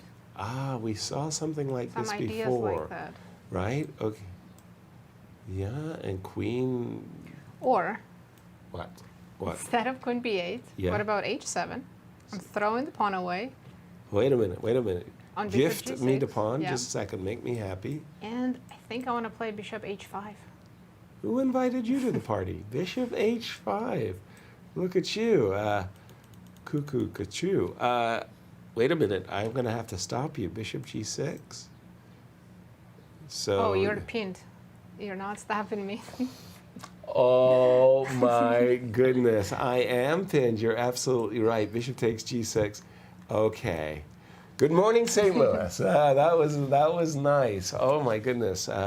As we're getting set up for an interview with Fabi, there, watch out. So there is danger lurking as well for Richie. Jump right in, Var. As a French defense player, come on, you know, you've got to fight for the honor of the queenside attack. What's going on? Yeah, I think it's evaluation is 0-0-0 as usual, but there are some lines here. There are some ways to players to make mistake like that line, for example, bishop g6, h7, and suddenly white is winning there. So MVL just played c takes b3. So now let's see how black should continue here. So for example, he has two options. He can play queen a2, and also he can take on b3. So if he takes, so he takes b3, expected, h6 to try to advance the pawn. Now, again, there are multiple moves here. b2 is, for example, is equal. Queen a2 check is also equal, because if you go king e1, and now you have to find the only move here. Queen h2. Wow. The idea is to prevent the move h7. And now white needs to go bishop e2, now blockading the second rank. So if you play b2, I can capture. At some point, I'm also threatening now bishop b5 check. And there is a queen h4 check here. If you go king f1, I can continue. I can also take on f4 with the check. So it basically will lead to a perpetual here. If you try to escape with king d2, and black has this move, bishop h5, activating the bishop here. If bishop b5 check, I just go king c7, and now the queen is protecting the e7 knight. That's why I mentioned it's really complicated here. Some of these moves are not very natural here. And if you take on h5, queen takes h5, both players have very advanced pass pawns, and now you can play the move queen g7, and that leads to queen h2 check, or you can play, let's say, knight f2. And we're going to go to Romania. Cristian has an interview. Thanks, Var. Alireza, back-to-back victories before this round, but today you were on the ropes defending with the black pieces early on against Fabi, a player that you don't have a very good result against in general. How did you approach this matchup? What was the strategy going into today's round? Yeah, for sure, when Fabi is on form, it's very difficult to play against him. He has crazy results when he's on forms, and today he really played amazing chess, and I was under pressure the whole game. So, and I was kind of very lucky to escape with draw today. And yeah, the opening was, I think he made a very good opening choice, but I knew this line from before, and up to c5 and b4.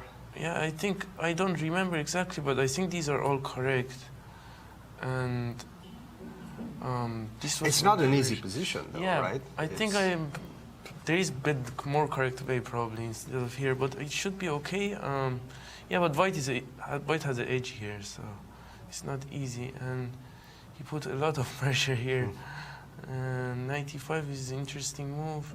Yeah, here probably after queen d5 is probably a mistake. And yeah, there's f6, queen d6 should be equal.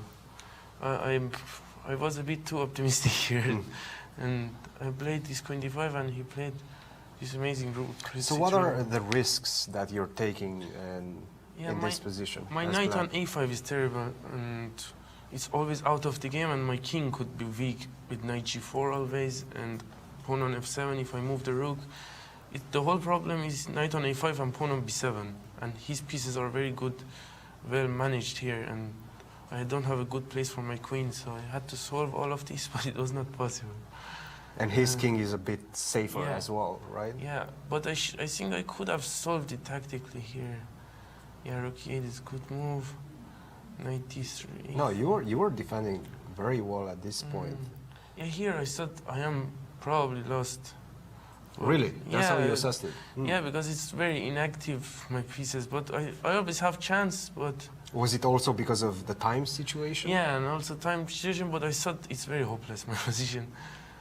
Especially here, after knight e3 is a great move. I couldn't find anything better, because I couldn't assess that after, for instance, king f7, knight d5, if I give up the pawn, I thought I'm lost. So, but with knight c5. Yeah, takes knight e6, rook b7. He could keep the pawn somehow, and I thought this is very hopeless. But computer, of course, defends somehow. Yeah, and always. But even knight c3. Yeah, it's very hopeless. I think this position, practically at least. Computer maybe could defend, but practically, I thought e6 is my only chance. But of course, it should be lost with the rook on c7. But yeah, he was also getting in time trouble here, and he couldn't find the best line. But I'm sure now he has to play for mate here. e4, h4, f4, everything. Maybe like knight h6, get the king to h8, and then push the pawns, basically. He can bring the king to c4, and he has all the time in the world. It seems like, right? Yeah. He wanted to finish the game quickly, I think. So you guys actually got to move like 41. Yeah. And that's where the big mistake came, with this move knight to c4. He was out of danger in terms of his time situation. Right, yeah, he got the 40 moves and he blundered in one move. Actually, he played knight c4 and he put it back, so... Ooh, so he did play it and he realized that in the exact moment that... that... Yeah, it was a cold shower, this rook f7. Oh my goodness, yeah. Yeah, of course, I think if he plays rook c7, I will lose the game, slowly. Just rook c7 and then knight c4 rook and then rook c6. King comes, e5 is weak. Yeah, it was just luck here that he missed knight c4 when he got time, 30 minutes. Yeah. Well, luck is definitely necessary in chess occasionally, right? Still a great result for you with black pieces. You still have a couple of whites left. What's the strategy? What's the plan for the last 3 rounds, the championship rounds? Yeah, always in every tournament, the last 3 rounds are the most important, and it's a decider. So I'm happy I have 2 whites, and I will try to play good chess. I cannot change anything, and I have to try my best, and we will see what happens. One more question, actually, because we had another very weird instance. It was this game between Ding Liren and Wesley. First of all, Ding went completely out for blood, with like knight f4, e4, f3, just trying to push his pieces in the center, take full control of the center. Will win the game. It seemed like he was completely winning at one point. And I want to ask you about the last moment of the game where Wesley was, in fact, winning, but he decided to repeat. Did you see this position in the playing hall at all? I was on you were focused on your game. Yeah, I had a lot of problems. I couldn't focus on other games, but yeah, it's weird. And he decided. A lot of intriguing things are happening today in today's round. Is it the energy levels? Is it like the day after the rest day? Yeah, this is typical Wesley. He wins 1 game in the tournament and makes draw, but this is weird. This he has to try. Alireza, thank you for joining us. We'll see you in the next rounds. And we're going to take a short commercial break, and we'll be back with the final moments of the last game, the one between Maxime Vachier-Lagrave and Richie Rapport. We'll be back shortly. Don't go anywhere.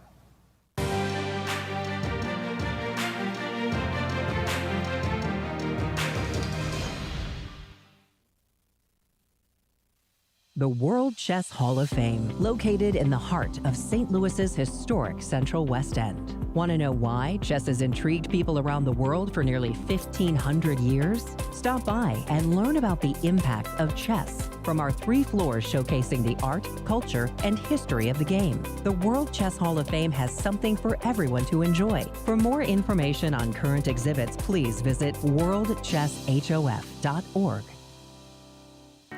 St. Louis, the chess capital of the United States, boasts the world-class St. Louis Chess Club and the World Chess Hall of Fame. It also plays host to an award-winning shop dedicated to chess merchandise, all-occasion gifts, and plenty more.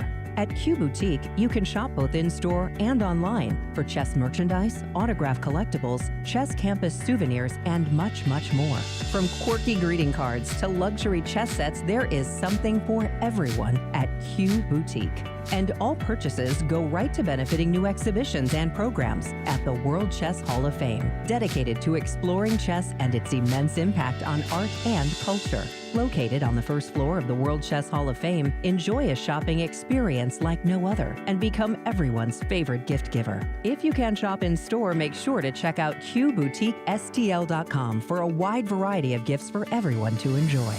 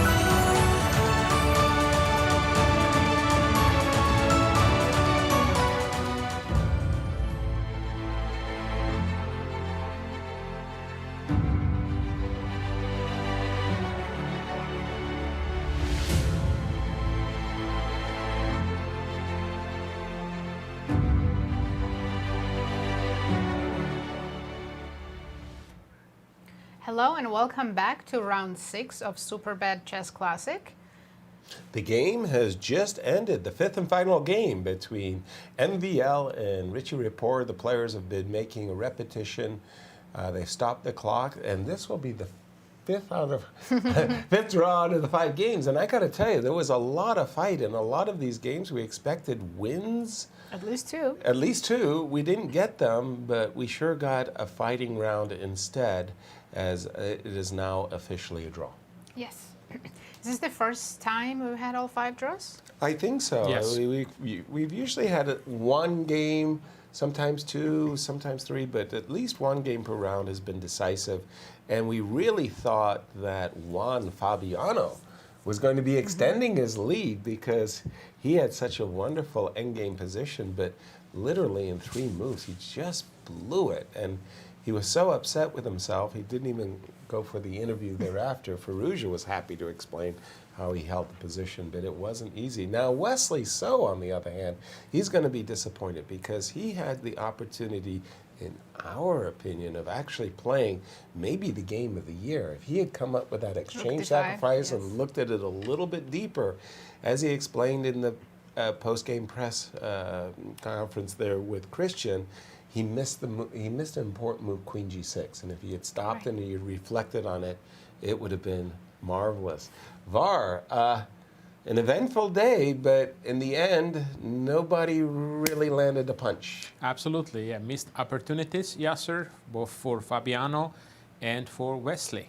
Yeah. And and Fabiano had this great end game. He played really well to get that advantage, and in just few moves, blew it away by just making that inaccuracies, and especially that final move, knight c4, which is very unpleasant, where he allowed a draw immediately. With 6 rounds under our belt, and this standing's going to look a lot different if you had thrown in a couple of victories there for Wesley and Fabi. But as it is, Nazi, As it is, with the updated current scores, the standings are exactly the same as they were this morning. Absolutely. Fabi still leading with +2 score, following closely Firouzja, So, and Rapport. That feels like a tenuous half-point lead, doesn't it? Because a lot of things going on underneath. And with 50%, we have Giri and MVL. Right. And still trying to catch up with 2.5, Nepo, Ding, and Duda. Exactly. For Ding Liren, our reigning world champion, unable to score, that's tough. Predictions. This is not my finest moment. Neither yours, Var. Yeah, absolutely. But Cristian looks quite satisfied with his choice. Right, as does Darsh. MVL, some chances today. How did you feel about your pick? Honestly, today? at some point I was worried for him. A little bit. Because it could have gone the other way. Right. Draw is a fine result. Okay, very good. But let's throw it to Cristian in Bucharest for some final thoughts about a very eventful round. Well, the standings haven't changed, but there are a couple of players that are definitely disappointed with the final results of these games. In particular, of course, Wesley So and Fabiano Caruana. I mean, Wesley, he just couldn't believe it. He didn't want to leave the studio. He was just like looking at the engine and trying to understand how is the engine saying that this position is a -2, -4 a few moves before that. He was just simply incredulous about the outcome. I'm not 100% sure what happened, but it was a day of weird occurrences. And of course, that move, knight to c4, at move 41. It wasn't at move 40. It wasn't the last move before the time control. It was the first move after the time control. What you have to do at that point is just take a break, go to the restroom, get yourself some tea, sip on that tea and try to understand the position, try to understand where you are, and just play the right move. It was a cold shower, as Alireza described it. Knight to c4, you understand that you just spoiled your whole advantage, but the problem is once you touch the knight, there's no turning back. There's nowhere to put the knight. You cannot go to c8. You actually don't have any other squares for the knight but c4 unless you want to lose a piece. So it's just a very disappointing result for Fabiano, who with a victory was sort of running away with the event. We saw him smile, chat a little bit with Alireza, but I can guarantee you he was quite disgusted with his knight to c4, his final move at move 41. Just an incredible day of chess. Some weird instances, but still 3 rounds to go, and I'm very excited to see what these players are going to bring to the table. Thank you, Cristian. Once again, standings, nothing changed. Yes. Fabi's still on the top with the chasing pack of wolves. And only 3 more rounds to go. And only 3. And tell us about tomorrow's round, the pairings for round 7. All right, let's take a look. We have Duda against MVL. Somebody's got to win some games. Come on. Firouzja against Nepomniachtchi. Ooh, big game. And the biggest fight probably, Wesley So against Caruana. Exactly. Wesley with the white pieces, maybe trying to put some damage on Fabi's achievements this far. Right, and we have Giri versus Ding. Again, the world Both champion players struggling. still haven't scored, so they will try to do that tomorrow. And Richie very, very quietly maintaining that second place. And guess what? He's playing against the player, Daniel Deac, who's doing worse. Maybe opportunity knocks for Richie. And as we get ready to close the broadcast, Var, we're going to give you opportunity to get in the final word about today's round 6. Definitely a quiet round with 5 draws. The first time we actually had all games end in a draw here. 2 big missed opportunities by Wesley So and Fabiano Caruana, and they're going to play each other tomorrow. So that should be a very interesting matchup. If Wesley wants to win this tournament, he needs to try to get some chance against Fabiano. So I'm excited to see how that game is going to unfold. Thank you. Nasi, I'm enjoying our commentary so much. Thank you so very much for being here in St. Louis and making the event so much fun. Oh, thanks so much. I'm really loving it. Great, and thank you all for joining us. Tell your friends where you're hanging out. Come with your questions tomorrow as we have round 7 of the Superbet tournament. We'll see you all tomorrow. Good night. See you tomorrow.